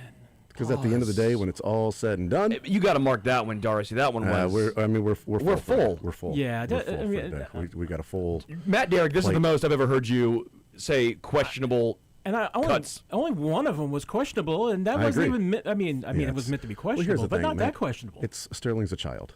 That's what you got to deal with. Okay. But anyway, go ahead. Says Jason Anderson. Yes, Jason Anderson says Sterling's a child. Yes, that's right. EB is going to be EB. Jason's going to be Jason when it comes to Sterling being a child. And Ricky Henderson's going to be Ricky Henderson. That's right. Ricky do Ricky things. Go ahead. But my hotel room on the last day of Vegas, because I had to stay one more day till Tuesday. That's right. So my room night was like I think it was like the peaked at like $375 for Saturday and Sunday, and on Monday night $12. Yeah, that's unbelievable. Yeah. That's Vegas. pretty much the hotel you were staying in, is what you're kind of saying. So I mean, I would be, I'm assuming in Santa Clara and San Francisco. I mean, I'm yeah, assuming you guys are paying $600 for the equivalent of I a don't even wanna bullet-riddled Days Inn. that's probably what it is. Not man. one of the high-end Days Inn. It comes with someone actually just stays. Days Inn. Someone's already in the room. You just Dude. get it. Someone's already there. You just get it. It's like an Airbnb. but they 2000 stay there with you. 2012 Final Four. Went to New Orleans to cover that in a different radio station because Kentucky and Louisville were both in the Final Four. And the hotel we had to stay in for the budget that we were on at the time was, I think, like 10 miles outside of New Orleans. So it was a decent trip there.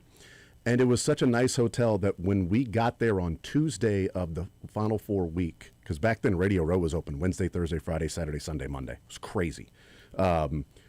So we got there on Tuesday.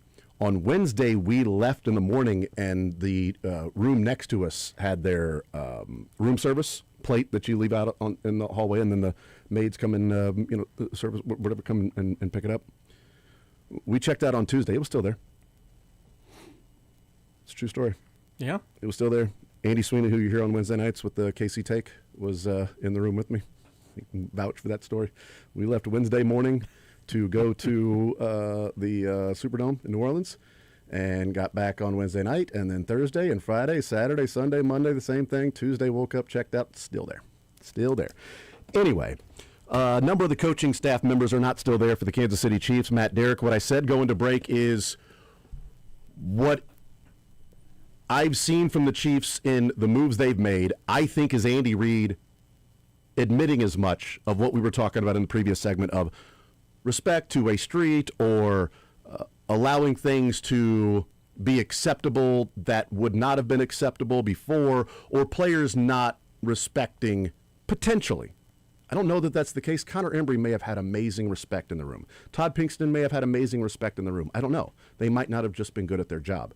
But what leads me to believe that there is more weight to this theory is you move on from Connor Embry and you go and get one of the most experienced wide receivers coaches in the league. And like you identify, go after them, immediately offer him, get him to take the job. That's your guy, you got him. And with decades of wide receiver coach experience. Then you hire a quality control coach that has more years of being a wide receiver coach in his career than the previous wide receiver coach that you just fired had, even as the coach of the Chiefs, in Nate Pagan. And whoever they hire for their running backs coach, whether that's Dylan McCullough or maybe Deuce Staley, they're bringing in somebody that has a vast amount of running back coaching experience. The fact that people can say, oh, Andy's just going and getting guys that he knows, that's fine, whatever. But what he's really doing is going and getting guys that have so much experience and years under their belt and feathers in their cap that if they're in the room and this guy ignores me, he's got to go. He's the problem now. It might have been the coaching on the individual position coach, might have been his issue before. But if it continues now, we know who the issue is. And that guy's got to go. And if it's somebody that's up for a contract extension, you ain't getting it. And if it's somebody that is on the fringe, you're not staying. If it's somebody that's on the fringe that's really responding, you're moving up. There are no more excuses for the player to say, well, they just weren't coached very well. I think Andy, Matt, is saying as much about the inexperience of the coaching staff because, good God, it's like he's gone the exact opposite route of hiring this set of coaches. Yeah, and, to me, it's a little bit of there's the upside and the downside of the Andy Reid approach to hiring. Upside is that, he tends to develop coaches, build them up, and oftentimes they become really good coaches. I mean, he's a good teacher, not just of players, but of coaches too. And I mean, there's a rich history of him getting coaches, getting young coaches, building them up and turning them into really productive people and coaches. The downside is that in a situation like this, where you just continue to do that, you lose a ton of experience in the process because they've lost coaches. Coaches move on to other positions. They leave. Get old, and David Coley, great wide receivers coach. They lost him because there was just no place for him to move up. He wanted to be an offensive coordinator, wanted to be a head coach.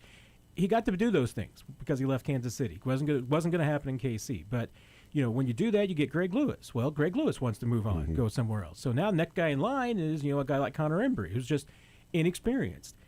With more experience, he might be a really good wide receivers coach. Maybe he's better suited to be a coordinator than a position coach. Todd Pinkston might be a really good wide receivers coach. He's just but he's also just inexperienced as a coach, period. Yeah. So maybe they were just in the wrong place at the wrong time. Might be great coaches. I don't know. But there certainly seems like there's a lot of potential there because smart people like them and think that they've got talent. That said, to me, you look around the league, and this goes back to even like how EB fit into Washington. And it can go to other teams too. I'm not saying that you can't have a young coaching staff with a lot of young position coaches that have a lot of success. It can happen. But does it happen on a sustained level?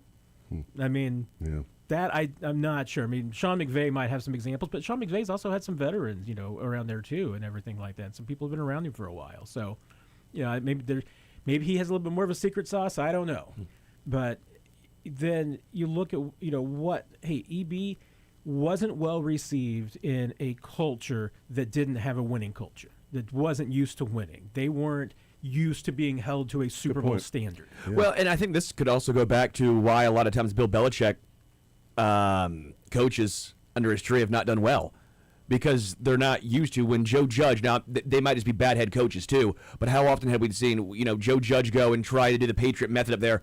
Well, okay, but you're not Bill Belichick, and two, we don't respond to that because we went 3-14 last year. It doesn't work here. Was it Patricia?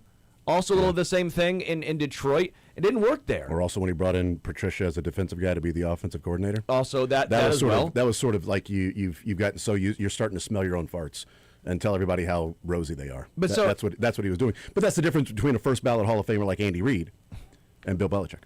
But I think there's something to that, to the point.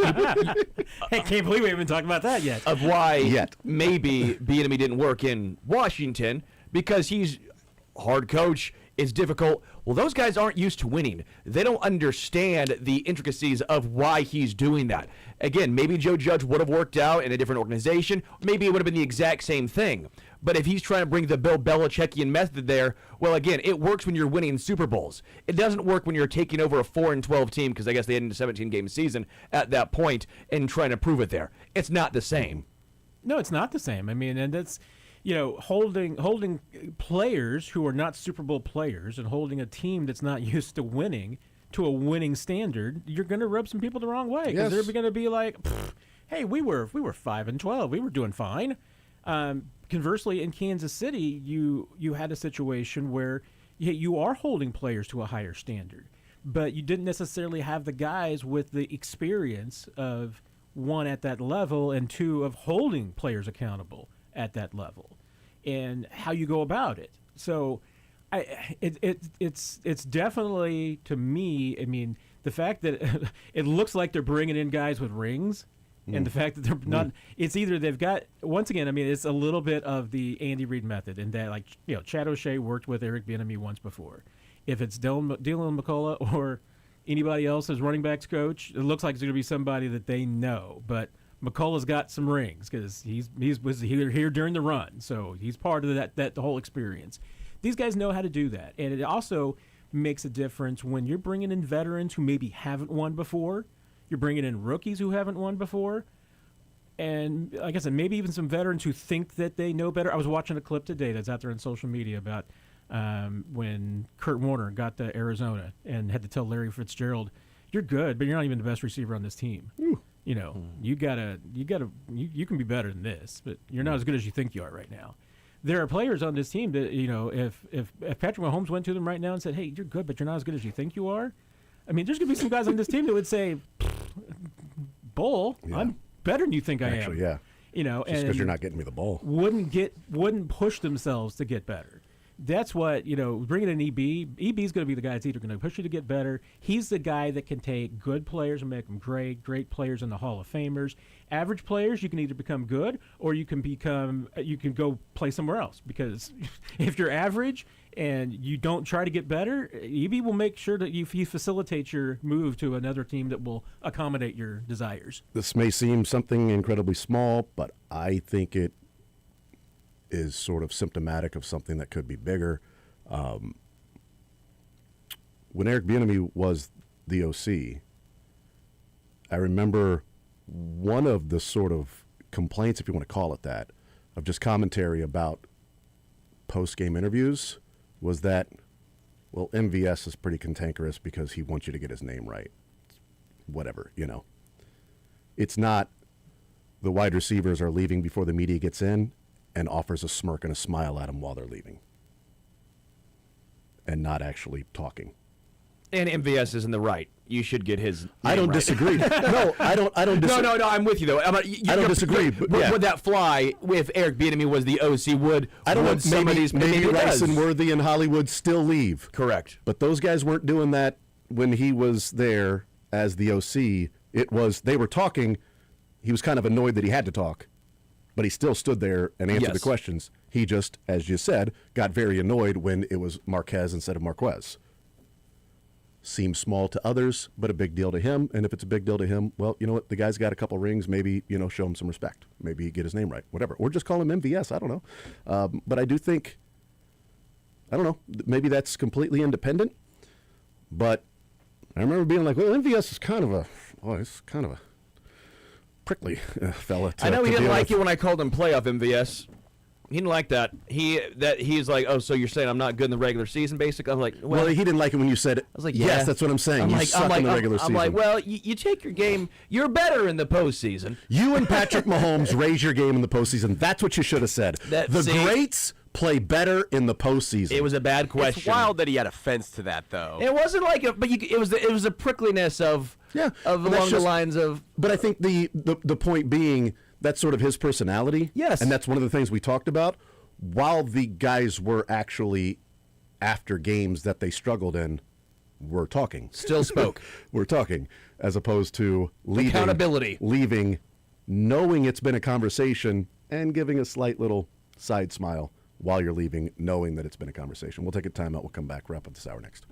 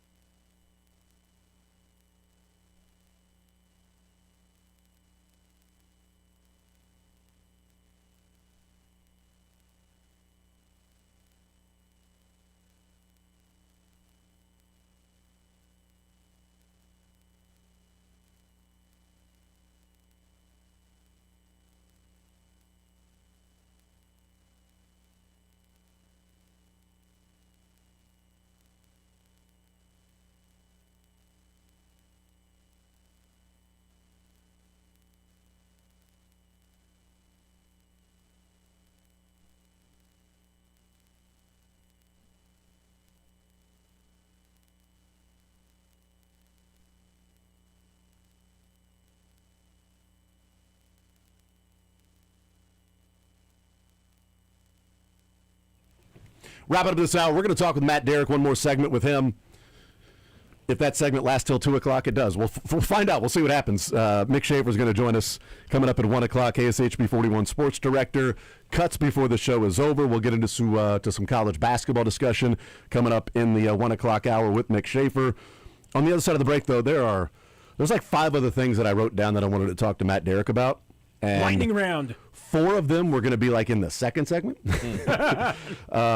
So we'll try to get to a number of them in this next segment that I want to talk to Matt about as it relates to a little bit of the Chiefs, but also some national things with the NFL. So we'll do that with Matt Derrick. Chiefs Digest 41 is the Mike podcast. Tons more to cover and continue to talk about with your Kansas City Chiefs, unfortunately not playing next weekend.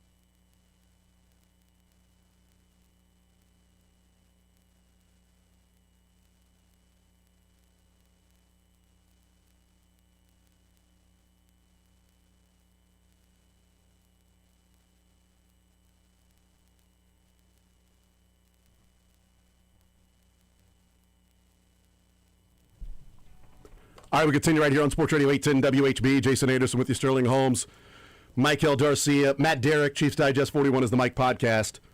Matt, let's talk about this, get it out of the way. Big conversation the last couple days. I'll get your thoughts on it. Belichick, not a first ballot Hall of Famer. He will go in the Hall of Fame. We don't know who the players that were elected from the coaches, contributors, seniors category. Only 3 of them can be elected. Minimum 1, maximum of 3 that you could vote for. I don't know who the other person is that came out and wrote about why they didn't vote for Bill Belichick, but Vahe was not surprisingly the first one to come out and say, not surprisingly, of the people that did not vote for Bill Belichick, I will say, a little surprised that Vahe didn't. Where do you land on this, Matt? Fine with it. It's more the process. It's not really the voters' responsibility to try to change the process, other than you need to vote for who the Hall of Famers are, and you can't leave somebody off the ballot. That's the most obvious one of that entire group. Where do you stand as somebody that has voted for many, many things, the Pro Football Writers Association, and I think eventually we'll have a Hall of Fame vote. What do you think? Oh, they'll never give me a Hall of Fame vote because I'm too critical. I don't believe you. I think there's 2 things you can. The Hall of Fame would be better if Matt Derrick was a voter and not Bill Polian. Oh, it would be better. Don't get me wrong. I mean, Yes. I would clean that place up in about 2 seconds. I mean, right. but then again, I would also be like, they would kick me if they didn't already know about my feelings about them and they put me on the committee, they would kick me off after a year because they would then be tired of me and I would be violating all the bylaws.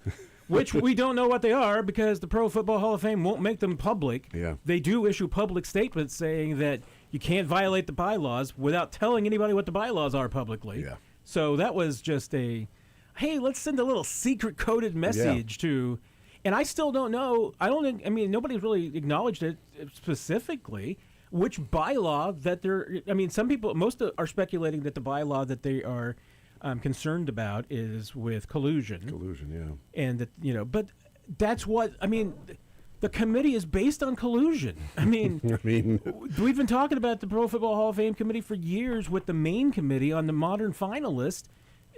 For years have been structuring it, as far as, it's this guy's turn, but not that guy's turn. And everybody has to go into an order, and you can't put this guy in until that guy goes. And that's colluding, and they've been openly doing that my entire freaking life. Yeah. So, that annoys me. But the feature, first of all, it's a feature, not a bug. With the changing of the voting last year for the seniors committee, rather than having it the way that it once upon a time worked, which was basically, hey, you were going to have a contributor in, you're going to have a coach in, you're going to have a player in, however it may have worked, because it's changed over the years and everything. But it was typically like it is with the modern finalists. It was up or down. Yeah. Up until last year, it was just up or down. You couldn't put everybody in. You were limited, like last year, you were limited to 3, but you didn't have to go to 3, but you were, that was the option. This process right now is essentially designed that they only put 1 in, unless there is collusion, because you got 5 people vying for 3 spots, and you run any election that you want to. When those people have to get 80% of the vote to get in, they don't reveal the voting status. They put 1 in last year. They're probably going to put 1 in this year. And guess what? There's a reasonable chance that none of the 5 get to 80%. If Belichick didn't get to 80%, If Belichick didn't get to 80%, is Ken Anderson? Is Roger Craig? Wait, question is LC Greenwood? What if he doesn't get to 80%, but he's the highest vote getter? The highest vote getter gets it. So then he could still be technically a first ballot Hall of Famer. Except he's already apparently been told that he's not. That's not him. So that means someone would have had to have been higher. Someone at this point has been told that they are in. And the way Mike Sando was describing it the other night with Seren, I believe that even the people who are not in have been told that they're not in. That was a good conversation. If you missed that, wait till the show is over, then check it out on podcast. Yes. It was really, really good, man. I said yesterday it was going to be appointment radio. I was not wrong about that. No, Sando's the best. So was this, the way I understand it is, this was the first year that it was the vote for minimum 1, maximum 3. A year ago, when it was the Jim Tyrer, Sterling Sharp, Mike Holmgren, Ralph Hay, contributor coach seniors, it was all individual up down, individual yes or no. And if they got 40 people of the 50 to vote yes, they were in. And that, to me, is what makes last year's quote-unquote more legit if you want to go with that route, except for the fact that Bill Polian was colluding on behalf of not getting Jim Tyrer. There were other people colluding, too. Yes, on behalf of not getting Jim Tyrer in the Hall of Fame. There are also people colluding to try to get him in because that's what happens behind the scenes, bylaws or not. And say what you want to, because I mean, Jared Bell wrote a column before the vote about why he didn't believe that Jim Tyrer deserved to be in the Hall of Fame. Because of everything If you're off on the the field. committee and you write an op-ed before the vote, that's colluding. Also going about all the reasons why he shouldn't be in which the Hall of Fame specifically says not to consider. Correct. And there's the absolute part of it too, like the difference between the Baseball Hall of Fame and Football Hall of Fame. Football Hall of Fame specifically says it's about what happens between the lines. Off the field is not in consideration. Off the field is not. Whereas there is a morals clause in the Baseball Hall of Fame. Football Hall of Fame, there's not. But that's the thing, is that to me, it's like if you were going to be arguing that Jim Tyrer didn't deserve to be in the Hall of Fame, then I need to see your name on a resume to take out OJ. Because it's the same thing applies here. You're blaming Jim Tyrer for something that happened off the field that you should be taking OJ out of the Hall of Fame. And there are some freaking people on that committee that voted for OJ because they're still on the freaking committee 50 years later. That would be interesting actually to see. I guarantee you have to be. I mean, I know I'm being lockstep. hyperbolic here. I should go back and look. I guarantee you, because of just the demographics of that committee, I guarantee you there is one or more people on that committee that would have voted for OJ, because that committee, you don't fall off of it until you die. Was last year just that specific up down? And this, this was the first year they changed it to the. I know they changed it last year. I don't remember for sure if I believe this year's the first year. Yeah, I thought last year was too. the last year of the old system. Because it was like, well, Mike Holmgren didn't get in, and just there weren't 40 people in that room that thought Mike Holmgren, who's played in or coached in 3 Super Bowls, won one, coached 2 different franchises to a Super Bowl with the Packers and the Seahawks, and he didn't get it. He didn't get 40 of the 50. My goodness, Mike Holmgren, nor the founder of the National Football League were good enough to get into the Hall of Fame last year. And I said, and it wasn't a vote for 1, maximum 3. It was a just up, down, 40 of the 50. And again, I say it's a feature more than a bug, because once again, it's the politics of that committee. There is a very strong contingent, and again, it's exactly the folks that you think it is. It's a lot of the old fogies, and there's some others too, but believe in a small hall. So they're fine because they do not want 8 people to go in every single year. Well, I get it. But if you live in a small hall, they're past that to an extent already. Oh yeah, I mean it's gone way too far. Well, Mike Sandos said something last night that I thought was really an interesting way of looking at it. He said, "Closer to the ball, closer to the hall." Yeah. Well, that's an amazing, outside of being a center, but closer to the ball, closer to the hall. Quarterbacks, running backs, receivers, defensive ends, guys like tackles, guys like that, you're in the Hall of Fame. The further you get away, coaches, contributors, owners, it makes it that much more difficult to get in. I'm not saying that they need to have every year, you have to have a coach that goes in every year. But I think you could probably get by the next 6-7 years of saying every year a coach gets in, and you wouldn't get to a point of going, this guy is not worthy of being in the Hall of Fame. I mean, Marv Levy never won a Super Bowl. He coached in 4. He's in the Hall of Fame. Anybody think, why is Marv Levy not in there? Well, Mike Holmgren's not good enough to be a Hall of Famer. Well, he's got a Super Bowl, played in 3. Levy played in 4 and didn't win one as a head coach. But, is Marty a Hall of Famer? Well, how much credit do you get for doing what he did in Cleveland, turning the Chiefs around, turning the Chargers around, not able to get over the hump and win a Super Bowl or get to one, but turn teams that were struggling into good teams? It's like, who was the Miami coach, Oklahoma, Howard Schnellenberger. Howard Schnellenberger is you've got to have a 60% winning percentage in college football, although they changed it so Les Miles could get in. So 59 point whatever. But Howard Schnellenberger has a 57%, 570 winning percentage because he took a Miami program that was about to be disbanded and turned it into a national championship team. He took a Louisville program that was about to be disbanded and took it to bowl games before he moved on. He started the FIU program, but his 570 winning percentage says that he's not eligible to be a Hall of Famer. That's pretty freaking stupid. Yep. So those are just sort of the smaller things, and that's college, not the pros. But 2023, I do wonder if 2023 changed the mind of the Hall of Fame committee when they said, okay, we've got to get a handle on this, because I think all 4 that were in the seniors contributors got in that year. There were only 4 that were put up in the seniors. It was Don Coryell, and then it was Chuck Howley, Joe Klecko, and Ken Riley. All 4 of them got 40 votes. Everybody's like, yep. And I wonder if at that point the Hall of Fame committee was like, I feel like there's going to be so much of the voters that are like, no, this guy deserves it, that anybody that we nominate as a finalist is just going to get in. How do we eliminate that? Well, what if we just said you can only vote for 3? And therefore it makes it more exclusive rather than, no, Ken Anderson and Greenwood and Roger Craig and Bill Belichick, all these guys deserve to be in. Steve McMichael, Sterling Sharp, like every one of these guys deserves to be in because they've been swept aside by the modern day voting, and we need to right that wrong. So then everybody that's a finalist is just going to get in, and I think the Hall of Fame is trying to guard against that. But I said yesterday, Matt, I present my bias openly that, one, I would have voted Bill Belichick. If I had to rank him and say I can only vote for 3, okay, then I'm going to rank them 1 through 5 as what I feel are the most deserving of these Hall of Fame votes. And I've got to vote 1, 2, 3. Those are my votes. That's how I'm going to do it. It's not my job to fight back and be, sort of subversive to, truth to power about what's wrong with the voting process. It's my job to put in the Hall of Fame players or Hall of Fame coaches, contributors, whatever. That being said, if Vahe and others said, I think Bill Belichick's going to get in, but I'll be damned if I let Otis Taylor come and go and not get in the Hall of Fame in his only year as a finalist in the seniors committee. At that point, I'd be like, it's a great point. It's a really good point. Belichick's going to get in, guys. Like, I don't know what the big deal is. Belichick's going to get in, and Otis Taylor, every freaking year, semifinalist, not a finalist.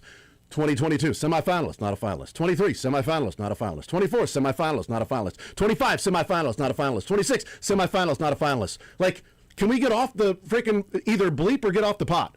Like, you clearly think he's good enough every year to be in the top 10 and never good enough to be in the top 3 out of all these different people that you're talking about.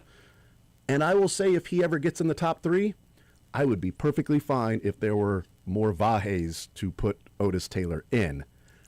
Admitting my complete and total 100% bias on it, because I have no personal feelings toward Ken Anderson whatsoever. But again, that's even with this system, like I said, I mean, this system is by and large almost ensured to make sure that only one of these people goes in every single year. Because getting out of, when you're talking about 5 people, even if you get to vote for 3, I mean, when you've got 5 candidates, the chances of getting to 80% is minuscule. Yes, true. I mean, because once again, I mean, you're not, this isn't even like, a school board election where you got 5 candidates and you're voting for 3.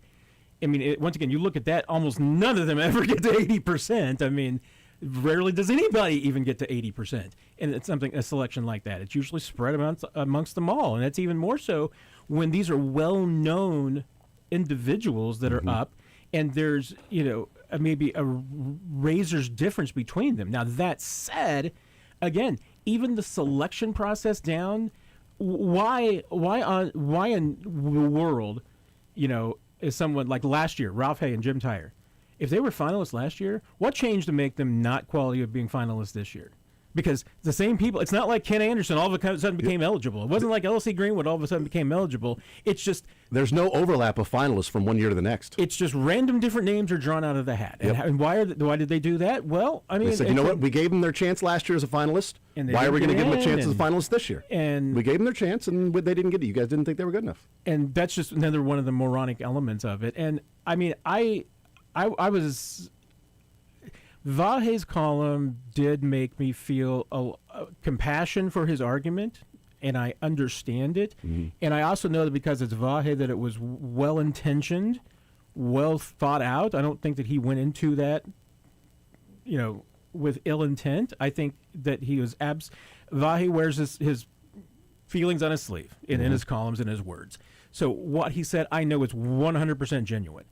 I can still disagree and say, I understand, and honestly, if I were voting, if I did have a vote in that, I would have voted L.C. Greenwood, Roger Craig, and Bill Belichick. That's what I would have gone with as well. Bless his heart, Ken Anderson isn't a Hall of Fame. I mean, you could do an up and down vote on Ken Anderson, and I'm not giving him an up. I mean, if you're doing that, then you're just going to say everybody that you nominate should be in the Hall of Fame. And I think that's the problem with it. We talk about the Hall of Fame, and Sterling brings this up all the time of, like, is it a Hall of Fame or Hall of Good? Like, if every single person that is like, no, I think he's a Hall of Famer gets in, well, part of the Hall of Fame being exclusive is there are arguments of people that aren't in as to why they should be in. Yes. This guy should be in. This guy's good enough.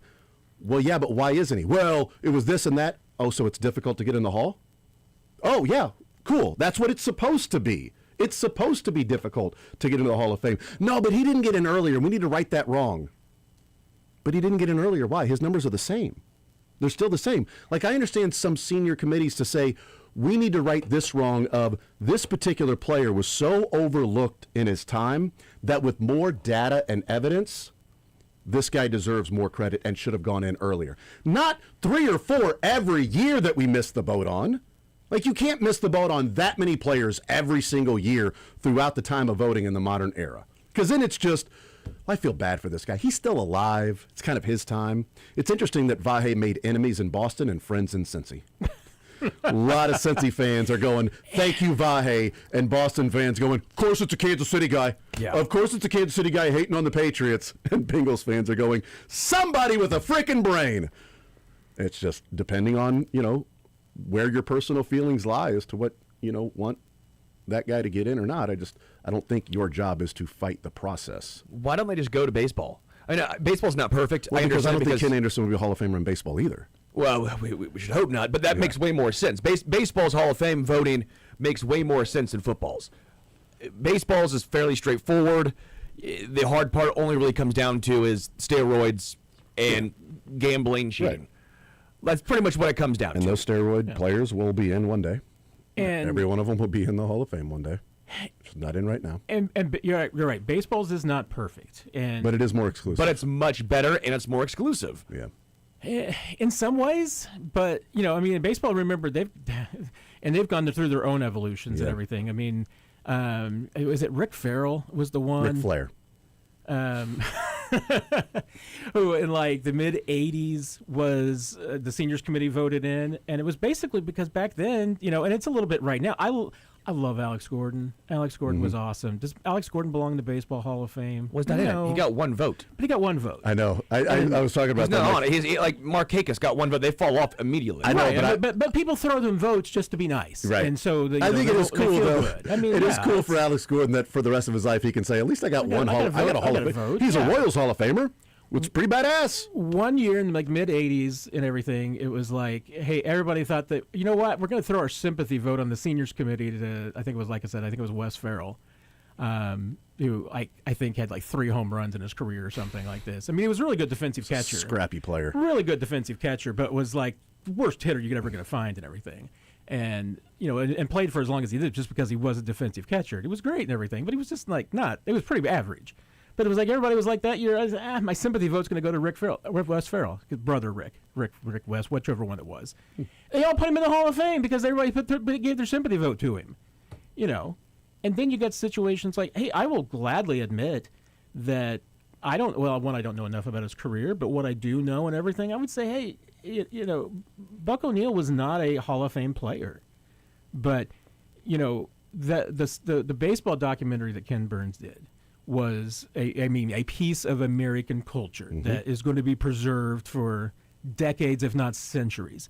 And no one would have cared about that if it had just been Ken Burns putting it together. Right. I mean, Buck O'Neil was the heart and soul of that story. Because was he a Hall of Fame player, but he was a Hall of Fame figure. As an ambassador for the Negro Leagues. The history of baseball with being a black coach. He was a Hall of Famer. First black coach. And to be a part of seeing everything come along and playing in the Negro Leagues and getting an opportunity to coach and manage in Major League Baseball, but being somebody that, we talk about contributors, he's more deserving of being in the Hall of Fame than a Ford C. Frick Award winner. And that just happened to be a guy that called play-by-play for teams for a long time. And I feel like that there's a role and a reason for like seniors committees and things of this nature because people do get overlooked. The founder of the National Football League obviously got overlooked for a few years. Yeah. And even this committee, I mean, based on what we've all heard, seen and heard and everything like this, well, I mean, one thing we're just missing out, kind of, I don't know if this is neglecting, but from everybody coming out with their votes and who they didn't vote for. And I mean, if Belichick didn't get in, Robert Kraft's not getting in. Oh, no way Robert Kraft's getting in. If Robert Kraft got in and Belichick didn't, then it is way more about Spygate than anything else. Yeah. Or personal feelings or something along those lines. Maybe not Spygate, but just personal. Friends with Kraft over Belichick. Yeah. And I point this out even though I haven't replied to him yet, so my friend Steven is probably mad at me. But he asked the question. He texted me and told me how pissed off he is at you. He asked the question to me the other day. It's like, isn't Robert Kraft the best owner of our generation? I mean, of this football generation? I mean, last 30 or 40 years? I have a hard argument against that. So, I mean, if you're not, I mean, Robert Kraft, don't get me wrong, giant tool. I mean, I may not think much of Belichick as a person. I mean, there are moments where Belichick seems like a really cool dude to talk football about because he enjoys it, but then he also seems like a giant jerk sometimes. That I understand why some people don't want him in the Hall of Fame because he's treated some people very, very badly over the years. Robert Kraft is also a terrible, terrible person. So, I mean, from that, but again, if I'm a voter, I'm not supposed to take it on that standard. Yeah, right. I'm just supposed to judge it on what they've done and then as. But even in the Baseball Hall of Fame that we think are, is a better process, even in that, David Ortiz is a Hall of Famer, even though steroids, while others aren't in the Hall of Fame because of steroids. Yeah. Well, that's weird, but he's Big Papi. We love Big Papi. We love it when you call him Biggie Papi. We love that. Look, I mean, Bill Belichick's going to get in. We'll take a timeout. He'll get in eventually. It's just, as they said with the joke, which is one of the best I've heard, if he waited 49 years for Jordan Hudson to be born so he can date her, he can wait a few years to get in the Hall of Fame.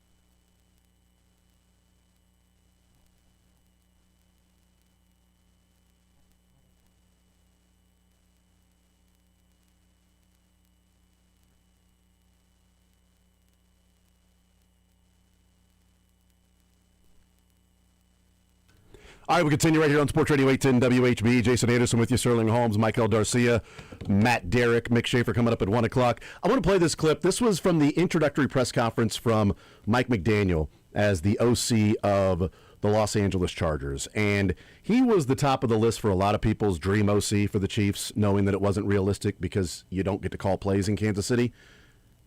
If Andy Reid was a defense, if the Chiefs head coach was Mike McDonald and Matt Nagy moved on, Mike McDaniel might be the OC of the Chiefs because you get to work with Patrick Mahomes and you get to call your own plays. But we know that wasn't realistic.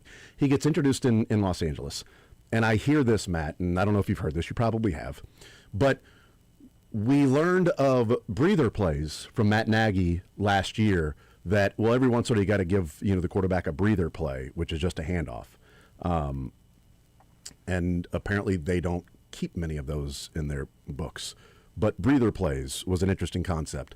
Then I heard Mike McDaniel talk about this with a quarterback and essentially discussing that there are quarterbacks that just do some amazing things.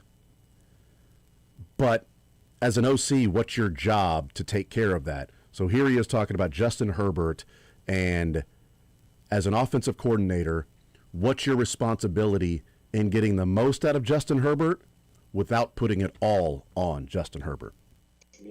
So there's a lot of incredible plays that Justin has made.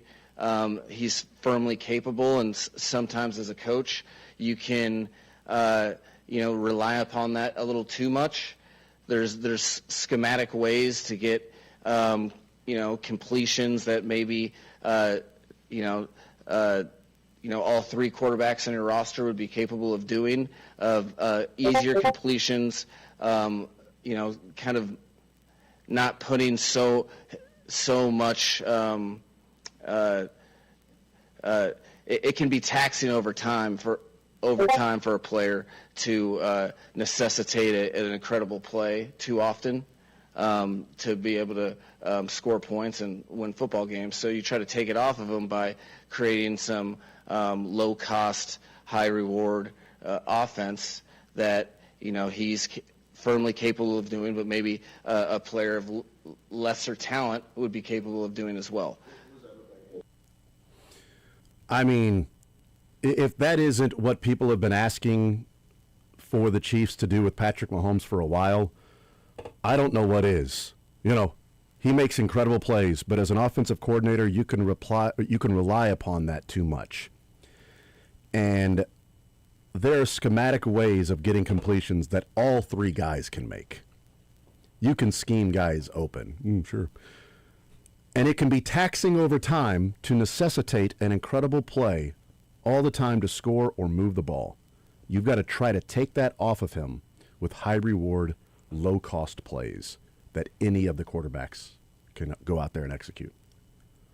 I mean, no wonder people were talking about Mike McDaniel as the number one guy. What do you hear when you hear that? Can you directly relate that to maybe what the Chiefs should do? Is that just, hey, we're all sort of frustrated with all the plays from shotgun, so that is, really just music to our ears, like he's giving it's catnip to the frustrated Chiefs fans? What it brought me back to, especially in when you mentioned the breather plays that Matt mentioned, and gosh, that was still just a poor choice of words. I mean, McDaniel is describing the advanced analytics version of the Eric Bieniemy old school answer, which is that, hey, every play is designed to go for a touchdown. I mean, and that's what you're bringing EB back for. I mean, for that concept, which is, it doesn't mean that they're all going to be plays designed for Patrick, that him to do anything like that. But Eric Bieniemy doesn't have any breather plays. I mean, hey, halfback dive up the middle. He expects the running back to be able to take that 72 yards for a touchdown. If it's blocked correctly and executed correctly and blah, blah, blah, then go and you've got to beat one man. 100%. Do your job. Outside zone play, if it's done correctly, Eric Bieniemy says you should be able to score a touchdown on that play. Patrick Mahomes doesn't have anything to do with that. So, yeah, I mean, I think it's two approaches and language for the same thing. It's just like I said, I think one's, the fancy younger kid way of saying it, and one's the old school football way of saying it. I guess part of it would be the RPO usage. I don't know how often they used and ran RPOs in Miami, how much they'll use it in LA. Mike McDaniel was middle of the pack. I think it was one was 14, one was 16 of RPOs and plays from under center. Because So he was right in the middle of the pack of both. I do think RPOs puts a lot on a quarterback. That puts a lot on a quarterback. Because now you're having to think and in a split-second decision decide, am I handing this off or am I going to throw it? We also know in Kansas City the RPOs are going to lean very heavily towards the Ps, right? Very few R's, way more P's. It's more of a run optional pass necessity. That's the way of the game. If you have a better run game, It's PO. It's the pass option. Which guy are you going to pass to? run option. The Patrick option. Yeah, the Patrick option.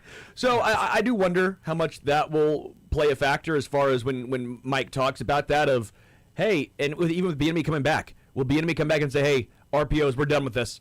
We found out it was too much. Do you know where the Bears are at? The Bears were near the top of shotgun, or excuse me, near the top of under center, near the bottom of RPOs. And I wonder if he'll say, hey, Andy, I got a good look. It was too much. It's just too much for a guy. Chicago was 5th in plays under center. Okay. And they were 23rd in RPOs. And again, this is why I'm finding myself liking the Bieniemy hire more and more, not just for the accountability part, but from what he saw in Chicago and what worked in Chicago. It's why you and I were both out on Cliff Kingsbury, right? Because it felt like, hey, what's he do most of? RPOs, shotgun. So I do think Bieniemy can come with a new mindset, a new idea, and maybe not new, but a understanding of what worked in Chicago and help implement that here in Kansas City. That's not just, I'm going to keep guys accountable. 14th in RPOs for the Dolphins, 16th in plays under center for the Dolphins. So right middle of the pack, essentially, for both of them. The Chiefs were RPOs. The Chiefs were the second most, and plays under center. The Chiefs were 31st. Now the question to me is, where were they in 2022? It's a great question. I don't know that. But I will also point out, and I go back to this, RPOs were quote unquote new. Not new, but they were heavily. At one point they were. Right, but and that was about that time frame. So that's why I keep going back to, well, that was cutting edge at that point. That was something that was slightly ahead of the curve. Well, then every team figured out how to stop it. And let's be real, the run option in Kansas City became very, very stale and stopped working. And so that was a big part of the factor of this as well. And so I do think when I go back and saying this is the same scheme, the same offense as 2022, yes, things have changed. I'm oversimplifying that. But that was when the RPO was hot. That was when playing out of shotgun was hot. And the Chiefs are still doing the exact same schematic things. Well, and that's going to be the question to me, because the other thing that came out of these two Zooms with Andy Reid and Eric Bieniemy this week certainly seemed to suggest that Andy Heck's not going anywhere. And you're going to be sticking with the same offensive line concept unless... ZB even mentioned Andy Heck, how it's a heck of a coach. Unless he reinvents himself and reinvents his schemes, you're going to be running a lot of the same blocking schemes. And that's concerned. That's an issue for me because, I mean, the Chiefs' blocking schemes, again, I go back to that Super Bowl against the Eagles. I mean, they put on a clinic about how to destroy Kansas City's blocking schemes. And everybody in the league last year went to school on what they did. But does Bieniemy coming back, where again we think and again maybe this is me talking myself into this, because again, you know my thoughts. I wanted McDaniel originally. I wanted Nathan Shieldhouse, and then outside of those two guys, I thought Bieniemy was going to be maybe third or fourth on my list of guys who I'd want to be the Chiefs OC.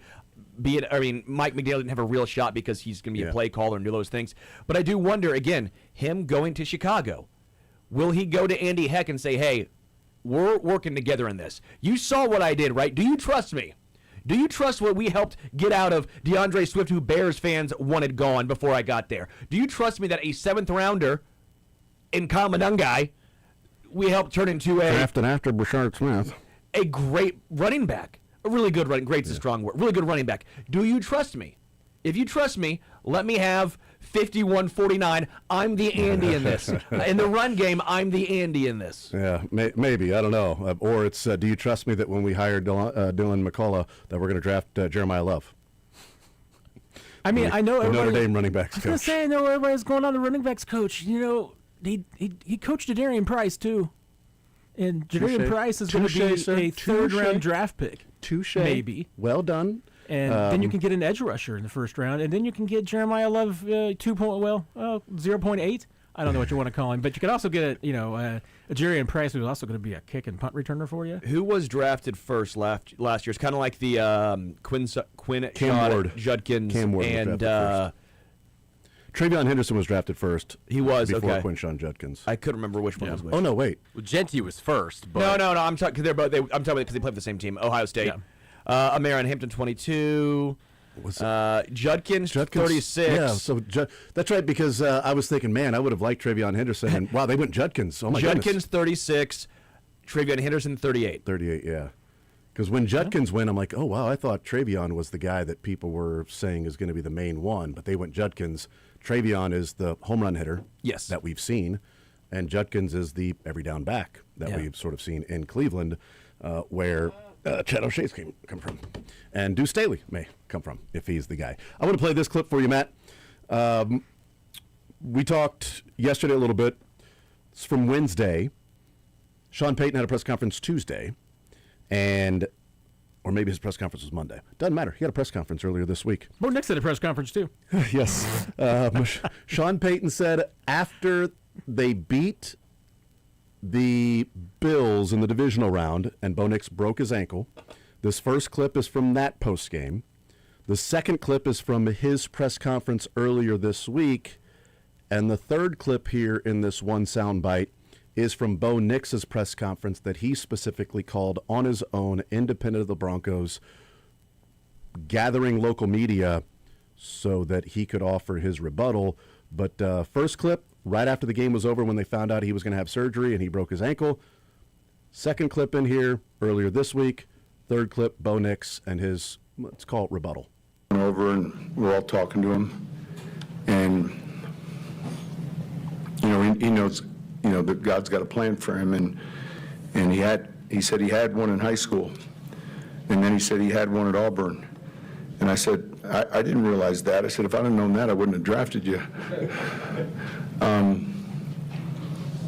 But he's a tough cookie. A condition that was like predisposed right at that where they always find a little bit more when they go in, and it wasn't a matter of if, it was a matter of when. Nothing predisposed, nothing that was there originally. I might have gotten confused, but it's just a simple step with my foot up in the air. My body weight came down on it, and sort of got twisted up and got out of there pretty quick. I think that's the good part of being athletic. Sometimes your body gets out of worse situations, so could have been a worse landing, but I think all that force went into the only place it could, and was just one of those missteps. And didn't have any predisposed issues. Man, my ankles were feeling really good. I don't think he really should share how many surgeries I've had in the past, to be honest with you, but because I don't, he doesn't really even know that. But I think it's going to be good, to get back, get to work, start from ground zero, work from the bottom up, get back to training, and nothing really that concerns me, nothing that scares me going forward, like I'm, injury prone or anything. This is one of those just inconvenient football plays, and I'm excited already to get back to work, and can't necessarily avoid anything in the future, but I feel really good that my body's going to be in good shape. Doesn't really need to be commenting on how many injuries or how many surgeries I've had because he doesn't even know. It's not predisposed. I don't know that I can ever remember a situation where a coach says something publicly about a player's injury, and then the player specifically then the next day calls his own press conference to, let's just be honest here, to say that's not true and he needs to shut up. He doesn't know what he's talking about. Now, Sean Payton did come out and say after the, if I'd have known that I wouldn't have drafted you, he did say, well, I guess I just stopped trying to make jokes. Because he's very dry in him trying to make jokes. This is, if they believe in Bo Nix, then that's fine. But it really feels like Sean Payton views everything around him as a product of him. that Bo Nix, you're the player you are because of me. All right. And so, yeah, they went in there predisposed to ankle injury. Nothing I could do. You know, he's got his ankle problems. He's had surgeries, and surgery's going to continue to have surgeries. We just have to deal with it.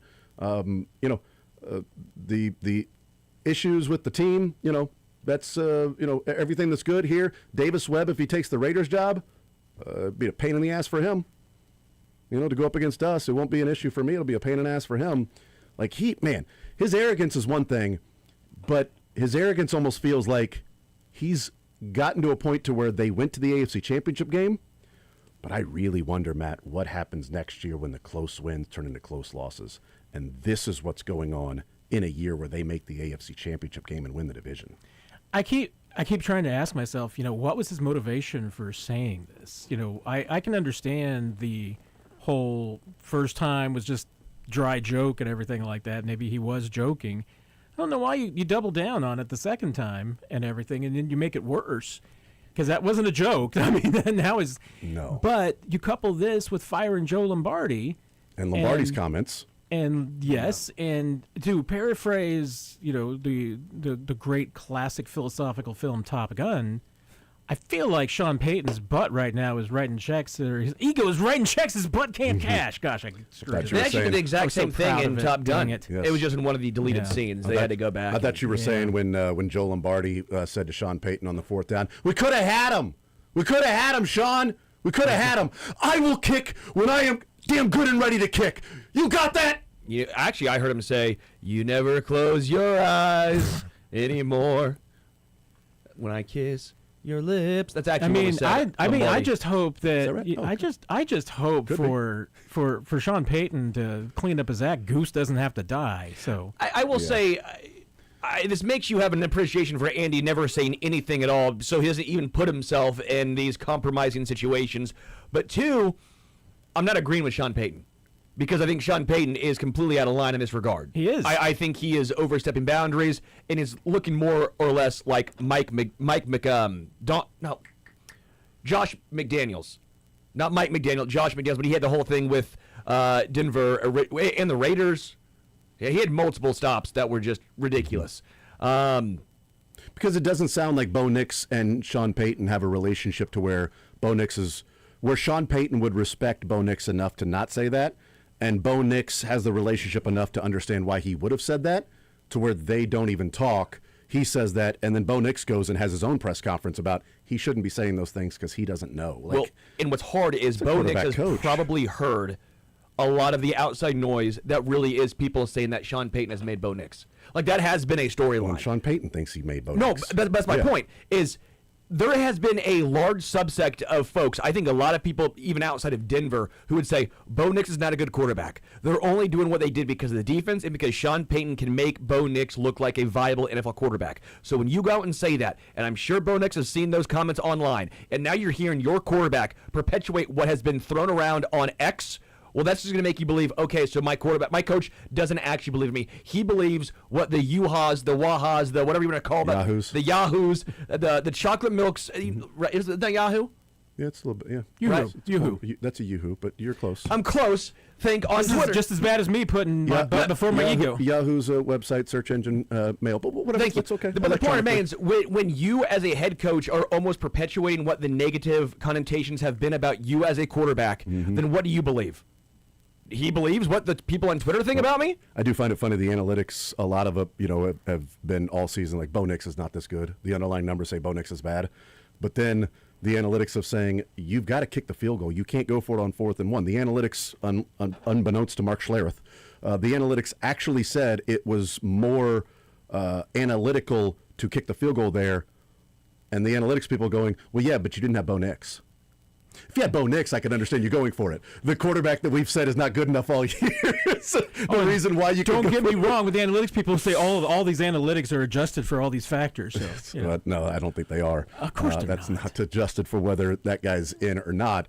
But Joe Lombardi told NFL.com, Sean decided to move on, and I guess that's all there is to say. I don't think there's ever a surprise in the NFL. Not really. I think you could tell he was in one of those moods where he felt like some changes needed to be made, and I guess he decided one of those was me. So I've been around him long enough to kind of read the tea leaves, I guess. That was Joe Lombardi, who's essentially the same offensive coordinator as the Chiefs' offensive coordinators. He doesn't call the plays. He's also been around Sean Payton since like 2009. Yeah. So he knew this was coming. Right, that's what he said. I know Sean. He's like, in one of those moods. He's in one of those moods. He's fickle. He's like, one of those moods makes it sound even worse, that it's almost like he woke up one morning and was like, you know what? I'm mad. I'm firing someone. Dude, Rick Pitino famously fires every one of his assistant coaches 5 times a year, but never actually fires them like he's fired with a press release. It's, get the hell out of my office, you're fired. And then an hour later, it's like, where are the game plans? Why don't, I asked for those 20 minutes ago. Where are they at? I know I wasn't fired, but, you're fired. In the middle of a game, he'll scream out, get your ass out of here, you're fired. The guy won't move. He just fires people, but not actually doing it. So every once in a while, he'll be in one of those moods where he just wants to fire somebody because he's that sort of guy at times, that competitive. Sean Payton literally did it when his right-hand man for so long has said, well, he was in one of those moods. I could tell somebody was going to get axed. I guess it was me. I do hope that if this happens again, that Bo Nix just next time says, keep my name out of your mouth. But which is essentially what he was saying. It was exactly what he was saying. I mean, he said it without saying it. But here's honestly how I took it, is that I'm taking it as this is, again, I mean, it's Sean Payton's ego writing checks that he can't cash, because these two actions in themselves and doubling down on the Bo Nix thing, he's saying that we didn't lose that AFC championship because of bad luck or anything, or me going for it. We lost this championship game because Bo Nix didn't tell me he's got a jacked up ankle that was going to blow at any minute. That's not my fault. That's not even bad luck. That's Bo Nix's fault. And we lost that because Joe Lombardi is a terrible offensive coordinator, and it's all his fault, not my fault for making the call. It's Joe Lombardi's fault for being here. Pretty much. And not talking me out of it. Pretty much. We'll take a timeout. We'll come back, continue Rolling More Zone next.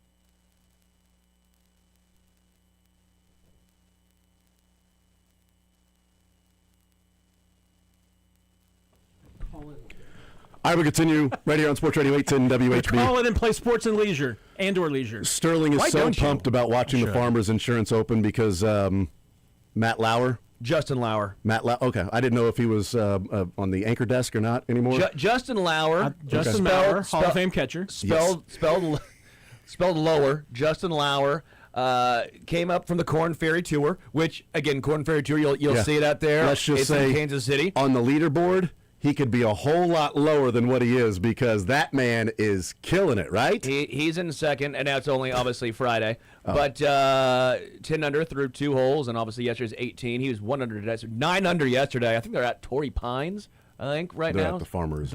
Insurance. Open. Wherever there's but Farmers Justin Lauer Insurance. used to stay at our house when he would do the Corn Ferry Tour, and it's cool seeing his success. Do you know him? Yeah, we know. Do you call him at home? Yeah, Do you have a Dosafin? Did you let him sleep in your bed? No, the guest room. I think he's a Browns fan. I got a hardcore Browns fan. Yeah. So I feel bad for him, but Well, they got Todd Monken. so it's like Browns. What's more do you professional golfer or a Browns fan? Well, I guess I'll be a Browns fan. It doesn't look like Brooks Koepka's return is going in the way he planned. No, having It's to play 4 days, that might be an issue for him. I don't know. Who's on his team? Yes, that's a good point. Not relying on teammates there. They're the Crushers. Or I love all the live names that are so just like third grade baseball teams. Yeah, they're not the Crushers. They went over there to be the Cashers. That's what they went for. Matt Derrick is with us. Matt, I didn't talk about this yesterday. I was going to, but maybe the worst idea I've ever seen while we have you here for just another minute or so. Maybe I hope it's what I think it is. the worst idea I've ever seen, we mentioned Todd Monken and it popped into my head. Yes. Josina Anderson suggesting that the Browns should have co-head coaches of Todd Monken and Jim Schwartz might be the dumbest thing that I have ever seen somebody tweet. And it's Twitter.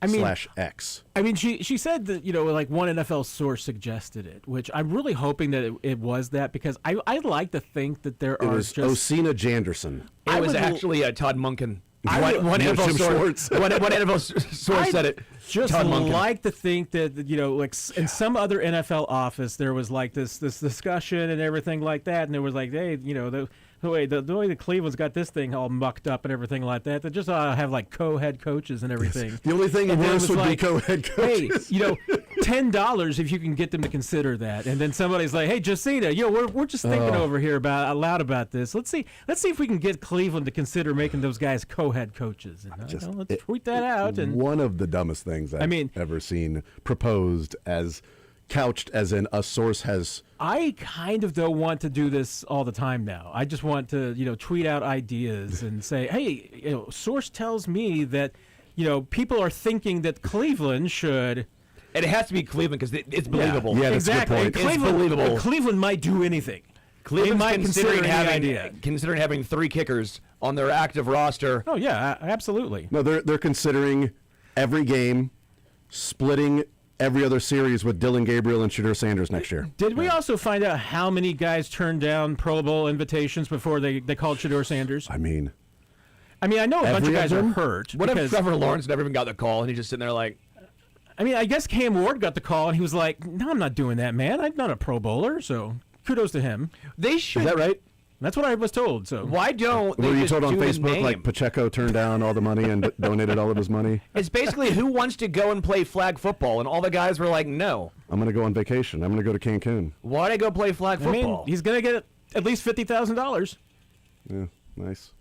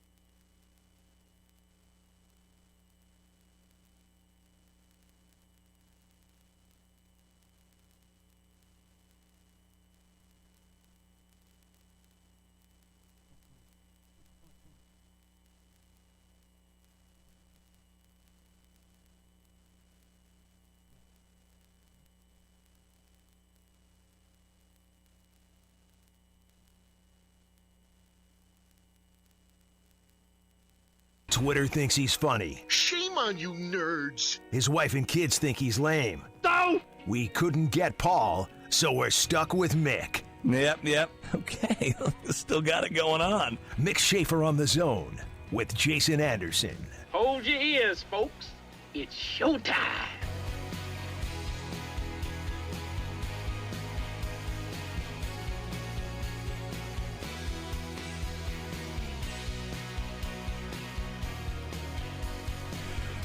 All right, on a Friday edition of The Zone, Mick Schaefer, KSHP 41 Sports Director, presented by Advent Health Sports Park at Blue Hawk.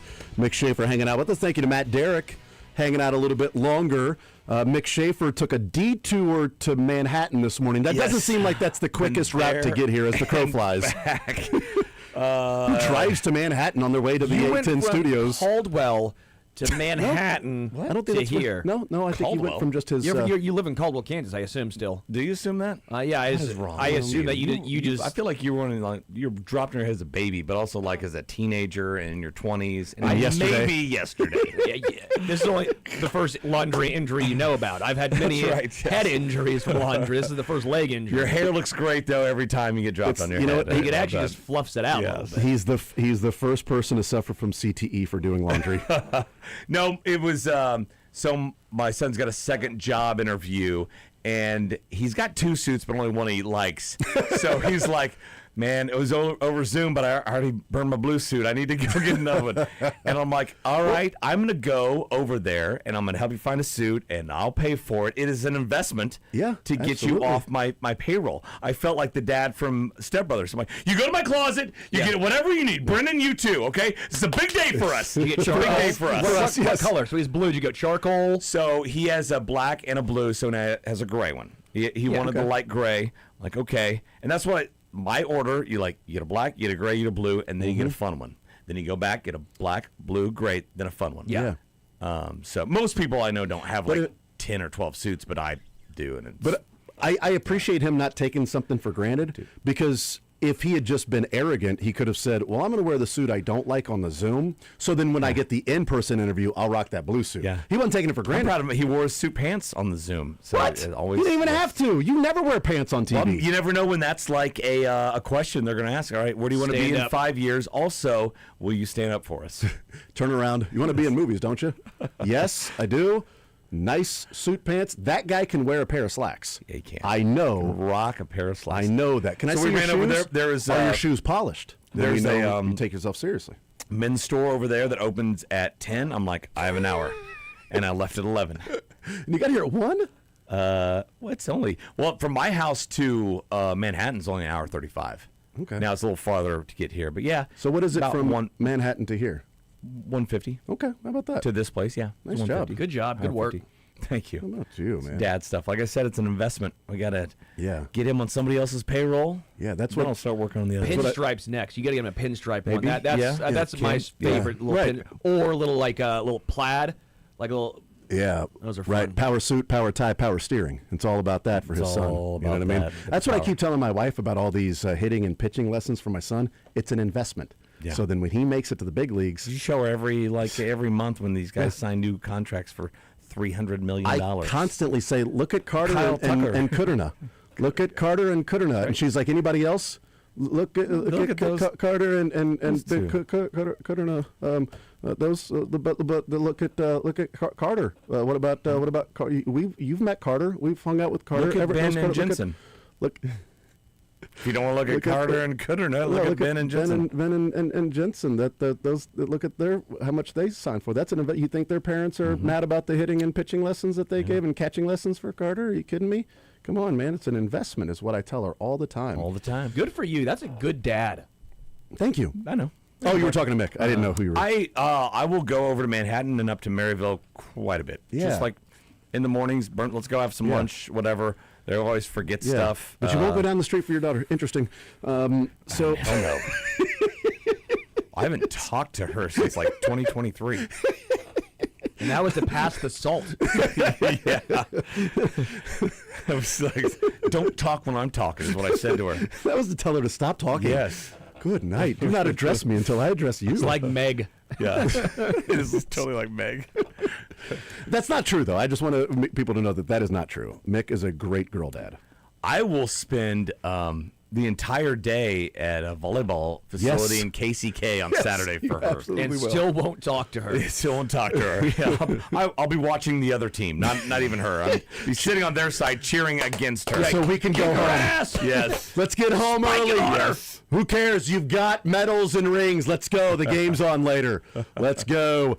My son is playing a tournament this week. It's the first time. I haven't been to Hy-Vee Arena. I haven't been there since. Oh, it's awesome. The last time I went there was a Big 8 tournament. Well, there's like 2 floors now. Yes. There's more than that. There's I have been wanting Like to 2 levels of floors. Oh, and then there's I think a gym There's up top. 3 though, right? three, yeah. There's 3 different levels of Yeah, there floors, is. right? You can play Basketball I down haven't seen low, that. one up top. And Yeah, then, I've seen the middle one. I haven't seen the one. Is Yeah, the the top then. one the Yeah. NBA lined courts? Is that I don't what know. that one was? I love playing there. It's awesome, dude. Hy-Vee Arena, they did a great job with the revamp. It's it's fun. I'm dumb here. So they have like, sorry, this is total ignorance on my part. They have like open gyms and stuff to where you say you love playing there.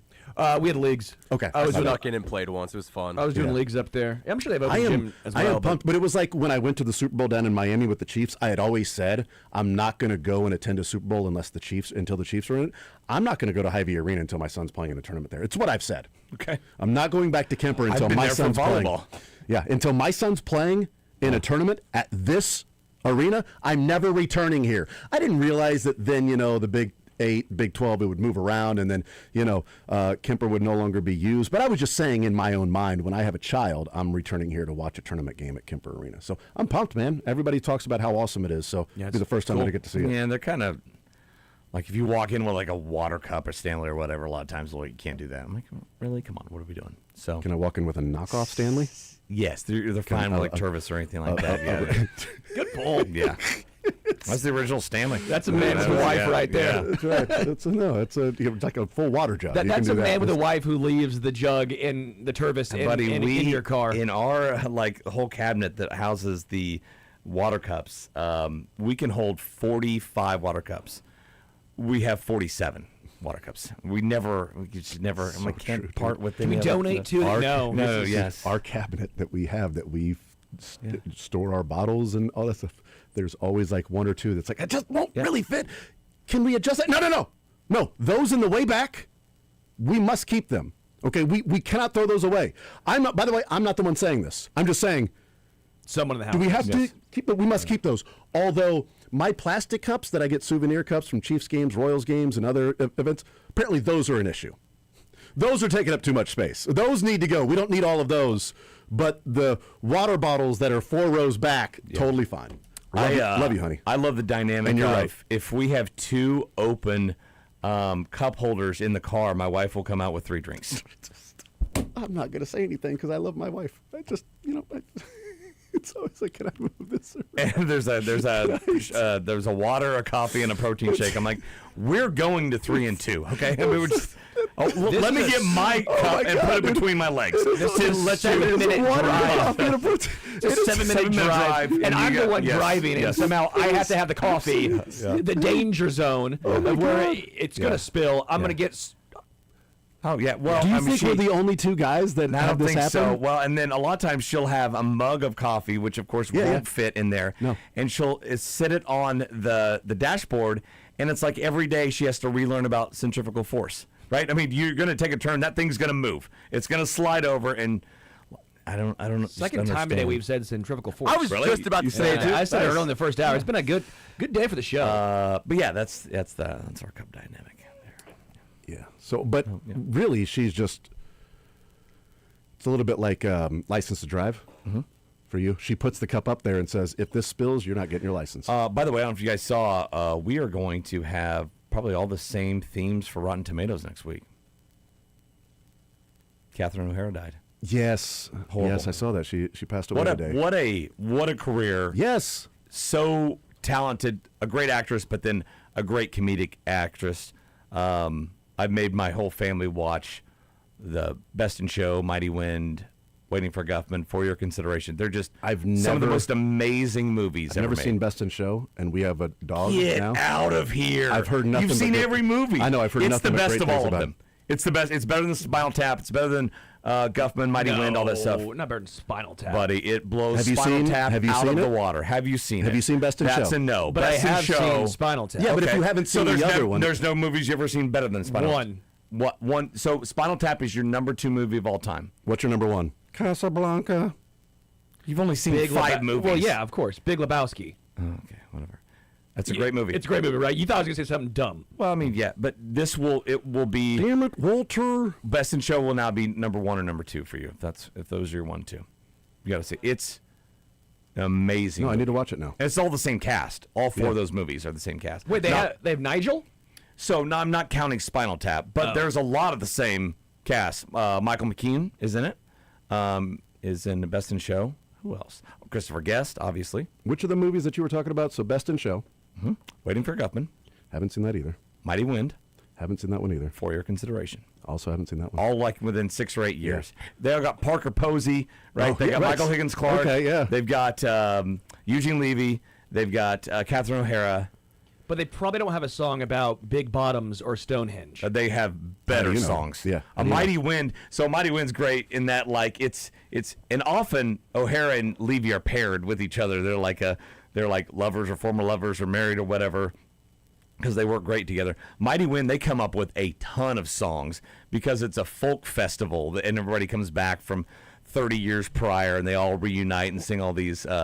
And the best one is Mighty Wind, the song, "A mighty wind is blowing, it's blowing you and me." Can I say that? Yeah, you can say that. Yeah, it's the name of the We're talking about wind. song. Yeah, So, Mighty Wind. it's so random that it was the centrifugal force. yeah. But yesterday, Sterling and I talked about Eugene Levy.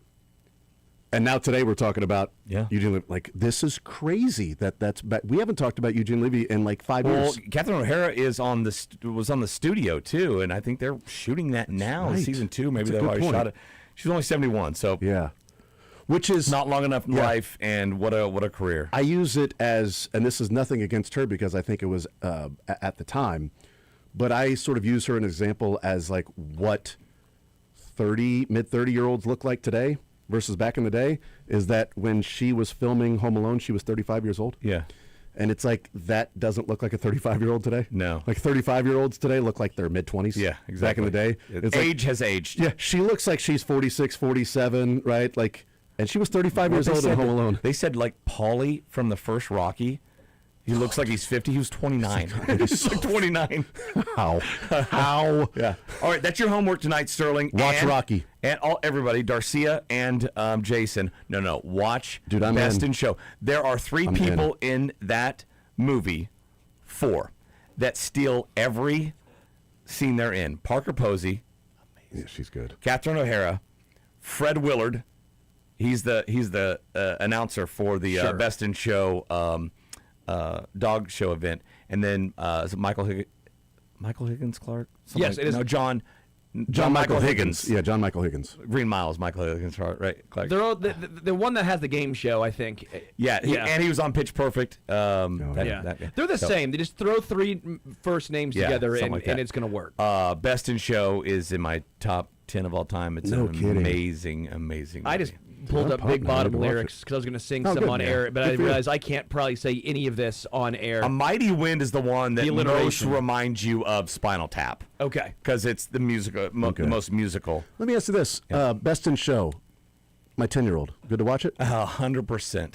She 6-year-old. would love it. She would love it. Yes, Awesome. absolutely. Because I Yes. just looked it up. It's I mean, there's a PG-13. little bit mature, Well, but they're not he dropping watches- F-bombs or anything like oh, okay. that. I was going to say, he watches Chiefs games. with Stifler's me. mom.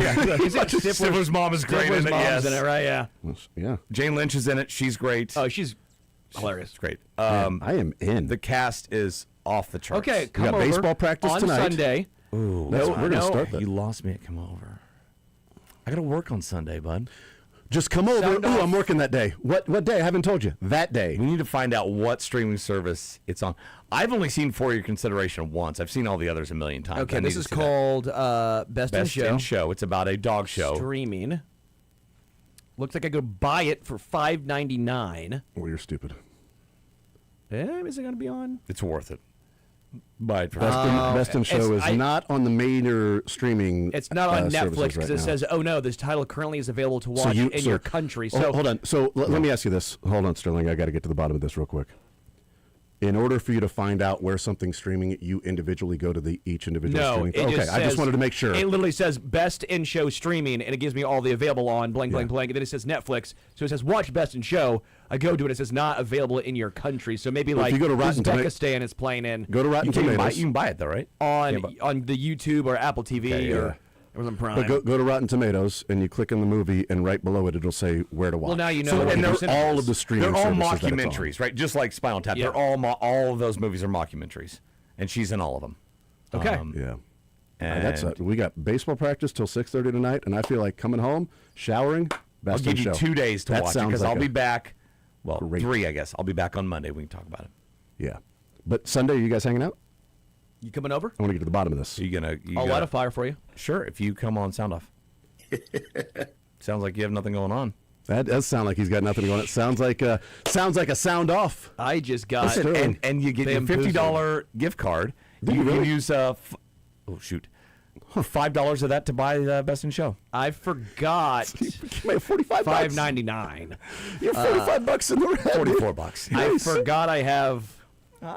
Come up with something. You have to You're wash right. your hair. Aren't you I- going to play? You're getting dropped on your Golden head Tee? again. Golden Tee? Don't you have a Might be Boys Golden Bros tip with tip? Or tip. I'm getting It's just that. food at some point with my aunt and uncle for her birthday. Oh, yeah. We always take our aunts and uncles out for birthdays, don't we? There's one thing I do on We Sundays. always do it's that. the birthday with the aunt and uncles. Yeah. We are at my mom's. My dad's still in Florida. Okay, so you're not having to hang out with your Oh, are you third house sitting? cousin?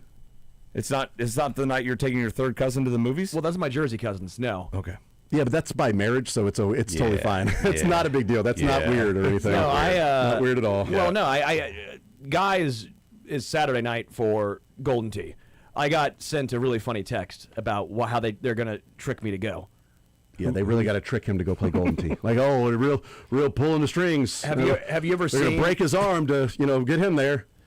Have you ever seen the the meme with like there's like a box and like a stick and they pull the stick out to get you? It's called a trap. And they're a trap. Yeah, They it's they typically put what people would call they it. put Golden Shorthand. Tea.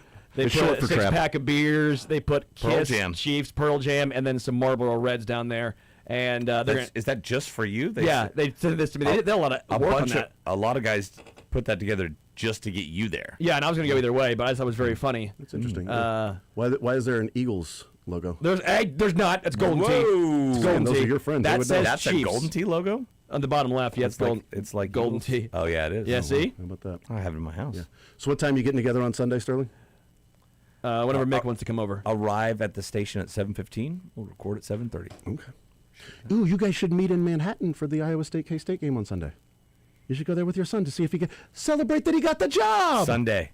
Sunday Well, celebration. It's not getting the job. The interview's not till like next week. Pre-celebration, Couple weeks, yeah. pre-Sunday Yeah. celebration that he got the job, because you won't be able to make it in a couple weeks anyway. But let's go ahead and celebrate now, because this guy is going to kill it. Just watch Best in Show. Okay, that's the moral of the story. Just watch Best. Watch in it during the K-State game, or Show. Oh, gotta be way better than the K-State game. it You kidding probably me? will It's Iowa second State. half. Second half, yeah, for sure. Sunday's a nice It's an little. easy watch too. It's probably an hour 40. Dude, I'm pumped to watch it tonight. Now, I really am. I am never shocked watched you it. haven't seen it. I'm shocked I haven't seen It it. is either. a. I'm shocked. You've on your heard of behalf. it, right? Yes. It's a classic. People have talked about how good it is for a But while. is it a cult class? It is a cult classic. All the classics. It's a Coke classic. Every other classic. Ooh, I know what the tomato meter and the popcorn meter is. Don't use Best in Show next week. 93%. You've already looked at it. I was going to say Really? he looked at it. I saw Yes. it, yeah. But what do they? Is that critics too? that was I have no critics. idea. Oh, okay. But what do the fans think, 78.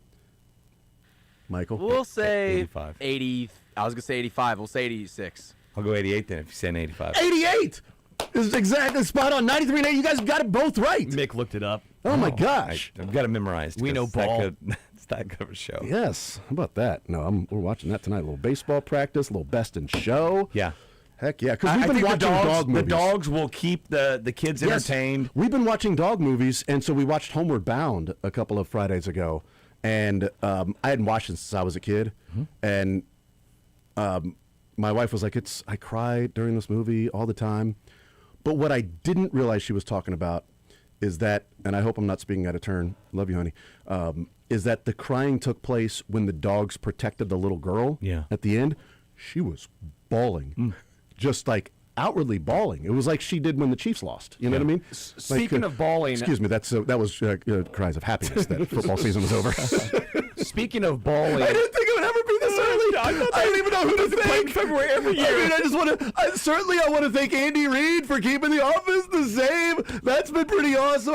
I definitely want to thank not doing anything like new in the off season and Rashee Rice. There's just so many people to thank. That the season's over in December, not February. I don't even know what to do. Speaking of bowling, Darren Peterson and You and your AJ boys are hanging Bangsta out. are going to be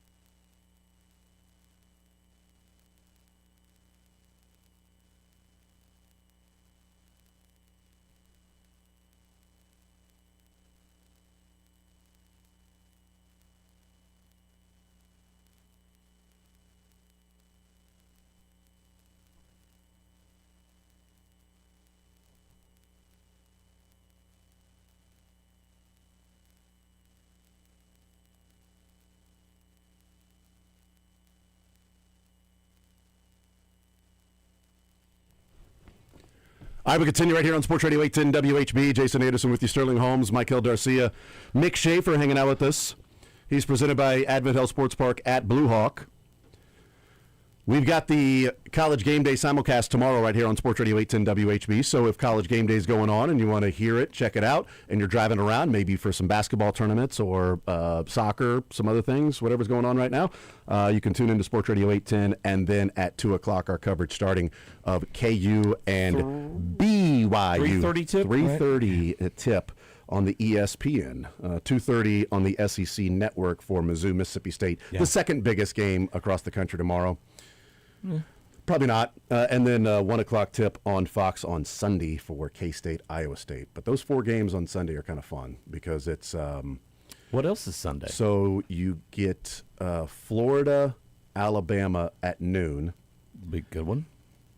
K-State... Favor the Gators in that one. Iowa State at 1, leading into Illinois at Nebraska at 3.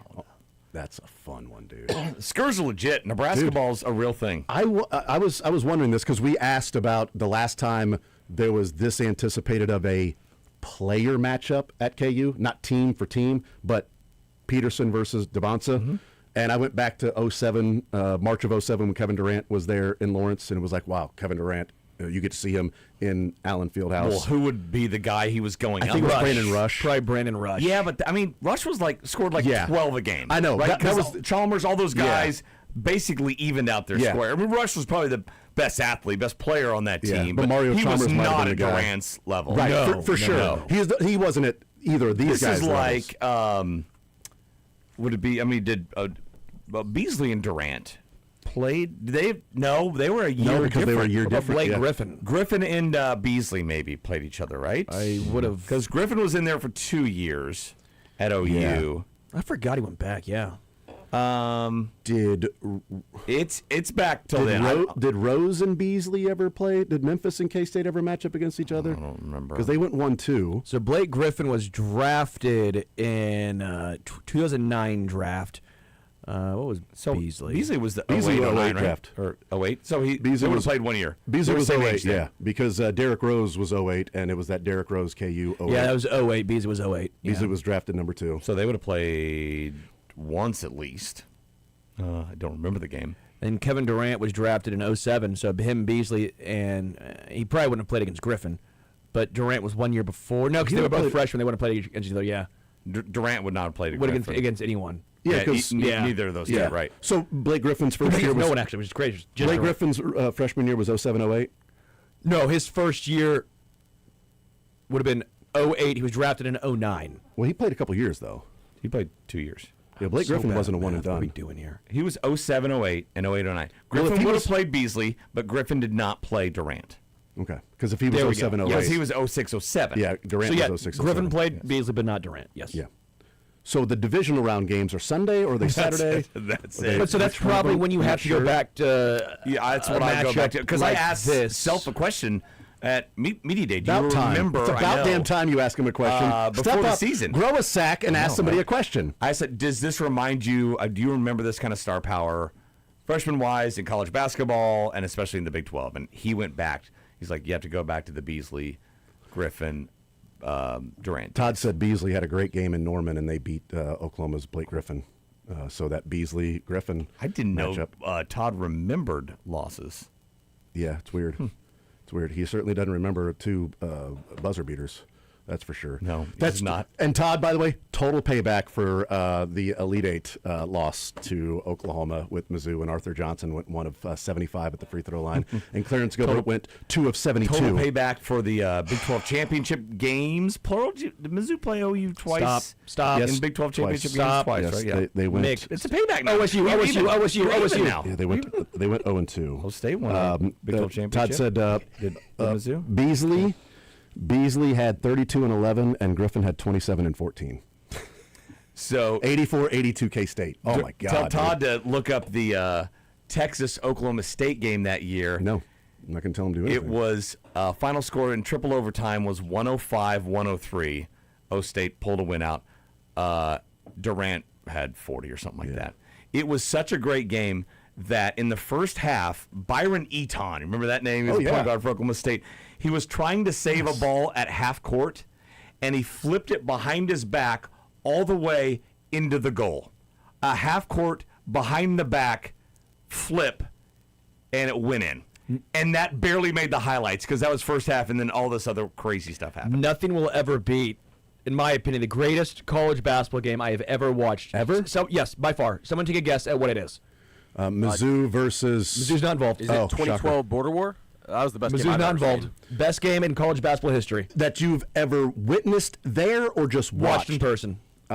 Wichita State and Kentucky in the round of 32 was pretty badass when Wichita State was undefeated, but I don't know that I that's was at that game that because was a- KU was there that year. that was a I was freaking amazing game. Wichita both, State got both screwed. seeds, both Wichita teams State shouldn't have got- been seated there. Yeah, yes. Wichita State got screwed. For no reason. Petro would love this one. Syracuse, Kansas 03. Syracuse, Missouri.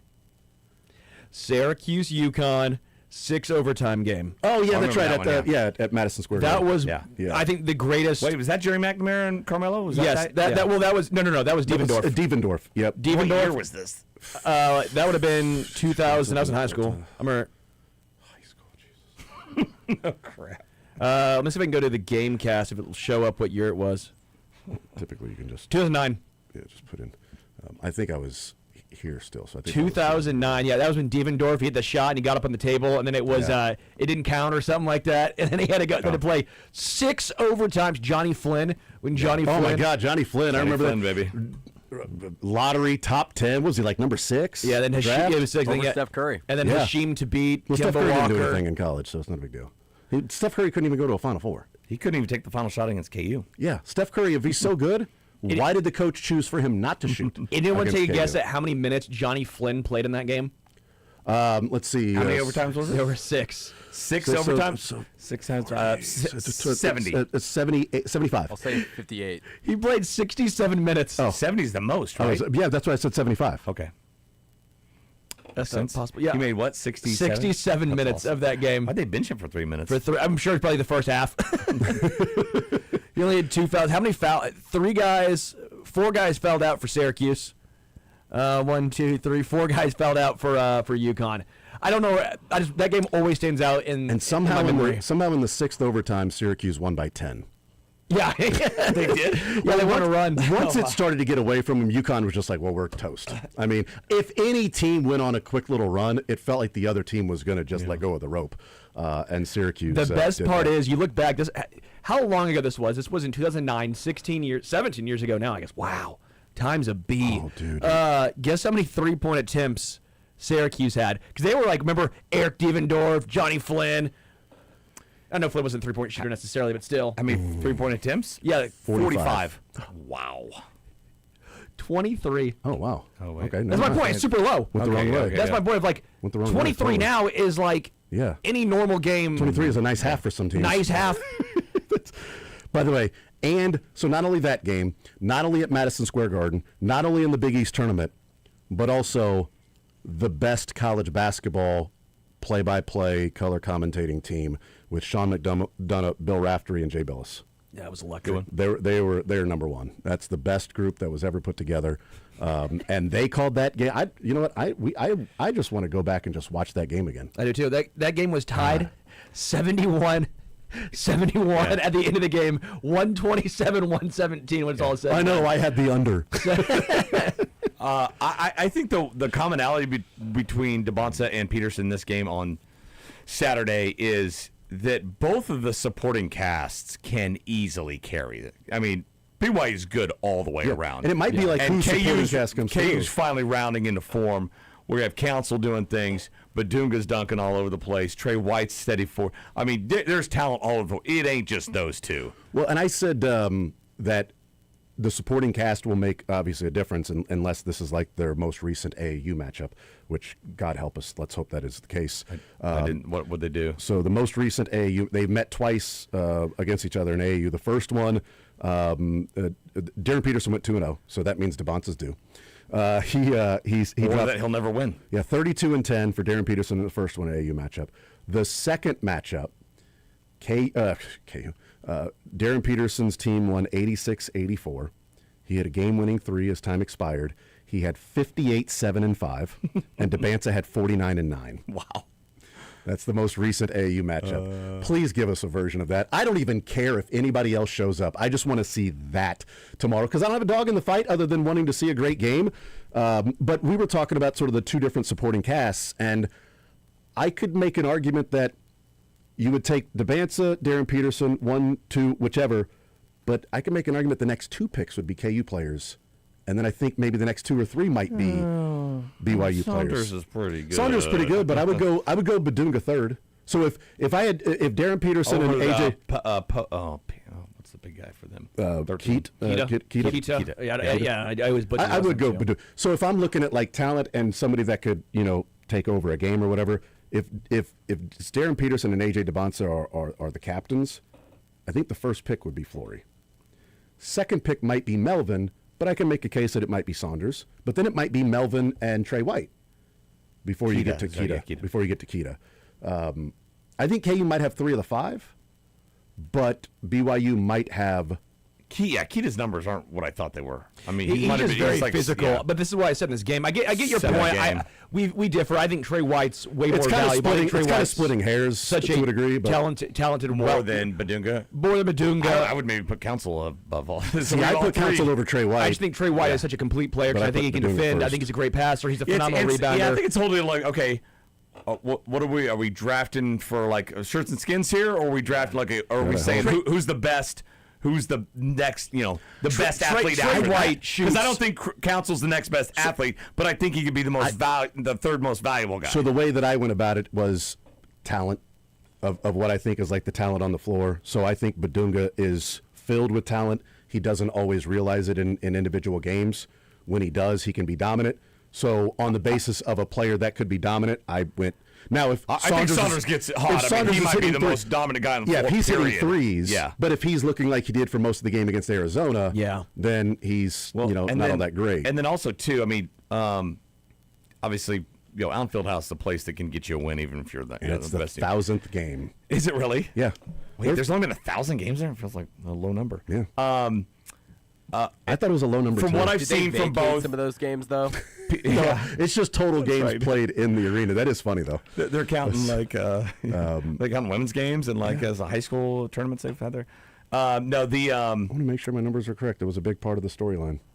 Peterson could force it at times, but I think Dabanza is a guy like we saw against Arizona. Like he's going to keep shooting even when he's not making. He's going to force it too much. 1,000th official men's basketball game. He can maybe shoot BYU out of this game or be a factor. Sorry, who was that? Sorry, Dabanza. To where he did against Arizona, where he forced shots, it more than Peterson. And he plays more hero ball than Peterson does. And he tried to force his way to the free throw line if they're not calling everything. Yes, and that could be a problem in Allen Fieldhouse. They might not be calling everything. They might let him play. Again, the issue for Kansas, if you want to call it an issue, they cannot let Richie Saunders and Robert Wright get open threes. And that has been an issue for a long time for KU in defending the three-point line. Just runs in general. You can't let them have that stretch where they hit 3 straight threes and it takes the crowd out of it, and then all of a sudden you're down 9. I don't think the crowd's going to be out of it tomorrow. I think game day, and it is the 1,000th official men's basketball game tomorrow. I think that, with it being the BYU-KU matchup, Dabanza, Darren Peterson, as anticipated as this is, I think it would take a Herculean effort for BYU to win tomorrow. I agree. I think KU wins this game, but I will cover the 4.5. I think they do, because if they're going to win, then I'd probably go with free throws at the end or something like that. But yeah, I like that. And again, I do think that Kansas has still a slight three-point shooting issue. Trey White does shoot 43% from the three-point line. Again, most of it is not necessarily creation. It's not like he's the Darren Peterson creating off the dribble, or even Saunders, where it's that super quick catch and shoot. But and it does help that Melvin Counsell is starting to hit a lot more threes. He's hovering around that 34, 35%, which is great. It just comes down to me is, can Flory not be bullied by Keita, who's shorter, but who's 0% body fat on that dude? And if that isn't the case, can Flory be the more athletic guy that can finish above him and things like that? I think KU wins, Sterling. I think KU wins. Homer. Mick? Wins and covers. Homer. Wow. KU and covers. Cool. When are you going to relieve your buddies for camping out tonight? I wish I was going. Those tickets are like $300. Is that all? Yeah, Dude, old school camping scene this I know, week man. there, It's man. game day and everything. It feels. Well, help, there was no midweek game, so Yes, they dude. lined up Tuesday morning. Yeah. So yeah, it's should be a fun one. We'll take a timeout. We'll come back. We got the cuts coming up next.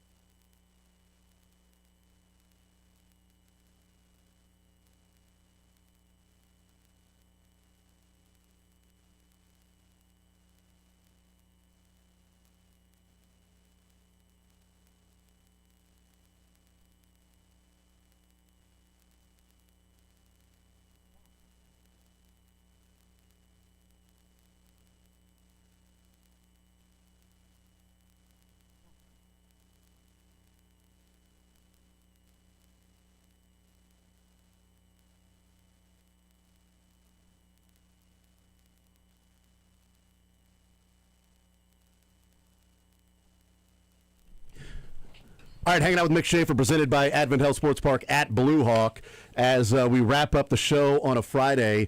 Hey, Michael Darcia, can we get to some cuts before the show is over there, brother, on a Friday? James, this go get Justin. Go get Justin. And here we go. There we go. Let's get out of here. Let's get the ball game. Hey, Ryan's on the floor. Let's get out of here. Look here. Look here. This ball game's got to get over. Yeah, let's go. This game's over. Ain't no such doing this. We'll get somebody hurt bad. This game's over. Yeah. You can't get this. This game is over. And they just tell you dry. This ball game is over.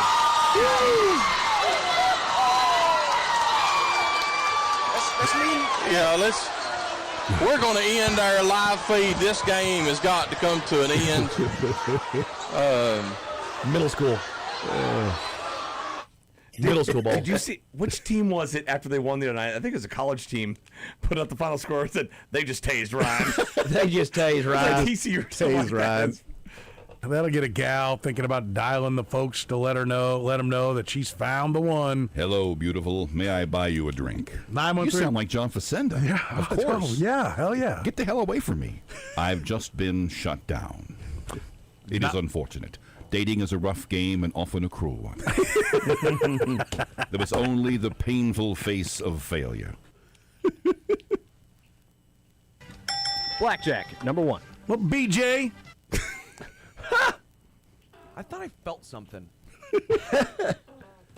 Already on my roster. And then the teams that are out, their players go back into the pool and you redraft and you can keep any of your guys that survive. And so he had a strategy to it. But I tried. With all 8 of my players. But I failed. Postseason fantasy football. It was awful.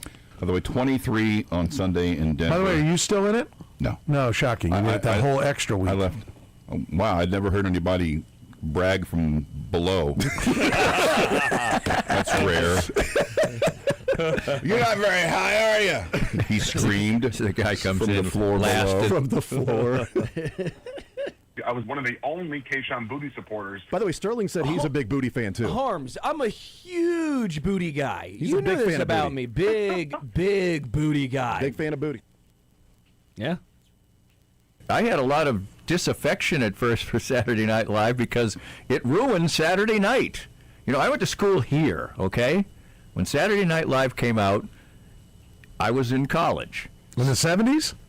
Yeah, late 70s, yeah. Wow. So then it's Saturday night, you know, you're out and about, you're trying to, you know, get some action. No matter where you were, at 10:30, the party stopped. And Saturday Night Live went on the TV, and all anybody did for an hour and a half is sit there and watch Saturday Night Live. Getting blocked by SNL. So I was like, please, yeah, blocked by Saturday Night Live. Those visuals, Danny. Oh, getting some action. I don't know if you guys can hear the nervous energy in my voice. I'm just excitement. Here's how it works. First, go to Riverside. All right, there it is. Eric Bieniemy being announced. I don't know where he's going in Riverside after that, but you know, I'm happy he's got lots of places. A lot of places to go. We don't have YouTube Premium. Good. Really good. I know exactly what episode this is by the first couple seconds of the show. This is occasionally, it's like, here comes Tim Grunhard to join us and talk about football because Tim's an expert. He knows all kinds of things. Let me tell you why you're wrong about everything. I remember when I was a kid, I was a big-time bowler, so I asked my dad for a new bowling ball, and then he asked me how much it was, and he got mad. But then I got a new bowling ball with the bag. But unfortunately for me, someone else's name was engraved on it. True story. True story. I believe it. And so I said, I don't really want to bowl with Joe's bowling ball. You know what I mean? I feel like, where's Joe at? Does Joe know about this? You want it or not? Like I want it. It's really good. It's a Rhino. I like this. I've been waiting for this. Ball. But Rhino's a good ball. Oh yeah, it was. Yeah. I bet Joe was pissed. I was a happy 11-year-old. Joe's not going to miss it, son. Kyle's like, I have no idea what you're talking about. My cousin Vinny. My cousin Vinny, thank you. He is building a list he is attempting to keep up. Oh, good for you, Yeah. Kyle. Good for you. I don't. Oh, we're going to have a segment. We're going to have a segment where I review the class. We are talking about the budding career of the new Siskel and Ebert. Heads up, Glenwood Kyle Arts. Collier Let's do it. will be reviewing the classics. Yeah. Who is Siskel and Ebert? Do I need to add them to the list? Oh, my God. The movie. This game is over. And they just tell you dry. If it's gaping, I'm even open to a different style of run offense.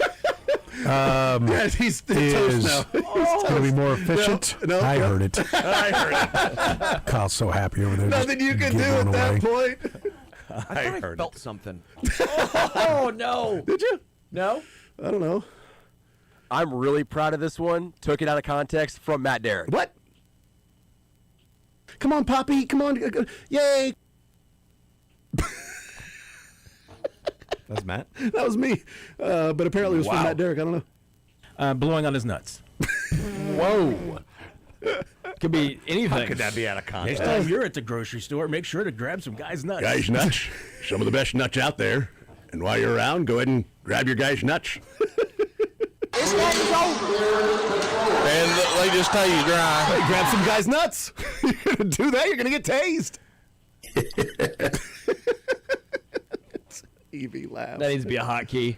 The BME laugh, and they just tase right. That when I open up the shades and everything, I can look out there on cold mornings like that, and he's always out there on my deck, blowing on his nuts. Again, are these eligible for this year's bracket of sound, or is it all just from 2025? Tased Ryan is going to be a high This seed. game is over. And they just tell you dry. I saw that when it came out last week, and I said, So that's, it's March to March. yep, It's until the the bracket year, okay. comes out. So we have right up until Selection Sunday. great. That Friday before Selection Sunday can still be admitted. I doubt I'll be in there. Jeez, your own region. Well, that's sort of the story of your life, people doubting you'll ever get in there. I was one of the only Keyshawn Booty supporters. By the way, Sterling said he's a big booty fan, too. Holmes, I'm a huge booty guy. He's a big This fan of about booty. me. Big booty guy. I I'm a was fan of big booty. on Keyshawn Booty. Oh. I was Yeah, I big didn't know booty if you guy. liked any specific Oh. football players either. Okay. Like big bottoms, like by If Spinal it's Tap. gaping, and I'm even open to a different style of run offense. He's toast right now. Is Kyle's smiling. going to be more efficient. I heard it.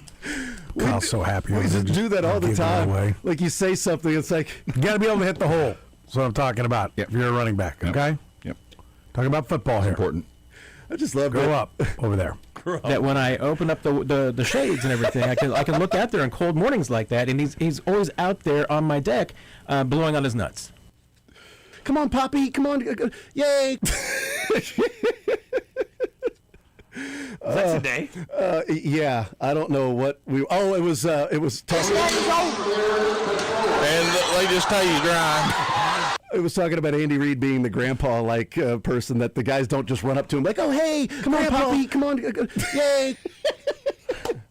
They don't do that to Andy Reid. They don't typically do that. He's not just the lovable grandpa type guy. Okay, maybe there's some more respect for him. Put some respect on that guy's. Felt something. Put some respect on that guy's name. You hear me? I'm never in these because I'm so You professional. ever get C-blocked by SNL? Never have been. Never gotten C-blocked. I had a by lot SNL. of disaffection at first with Saturday Night Live because it ruined Saturday night. You know, I went to school here, okay? I don't know why that When matters. Saturday Night Live Yeah. came out, I was in college. Was Was it 70s? Get some action. Yeah, late 70s, yeah. So then it's Saturday night, you know, you're out and about, you're trying to, you know, get some action. No matter where you were, at 10:30, the party stopped. And Saturday Night Live went on the TV, and all anybody did for an hour and a half is sit there and watch Saturday Night Live. Getting blocked by SNL. So it's like, please, yeah, blocked by Saturday Night Live. Blowing on his nuts. Oh, man. You guys said some outrageous Yeah, things. I know. By the way, the NFL has informed clubs it's projecting a salary cap this year of 301 to 306 million. It got there, 300. It was 279 last year. Wow. It was at 208 This game is over. And they just tell you dry. in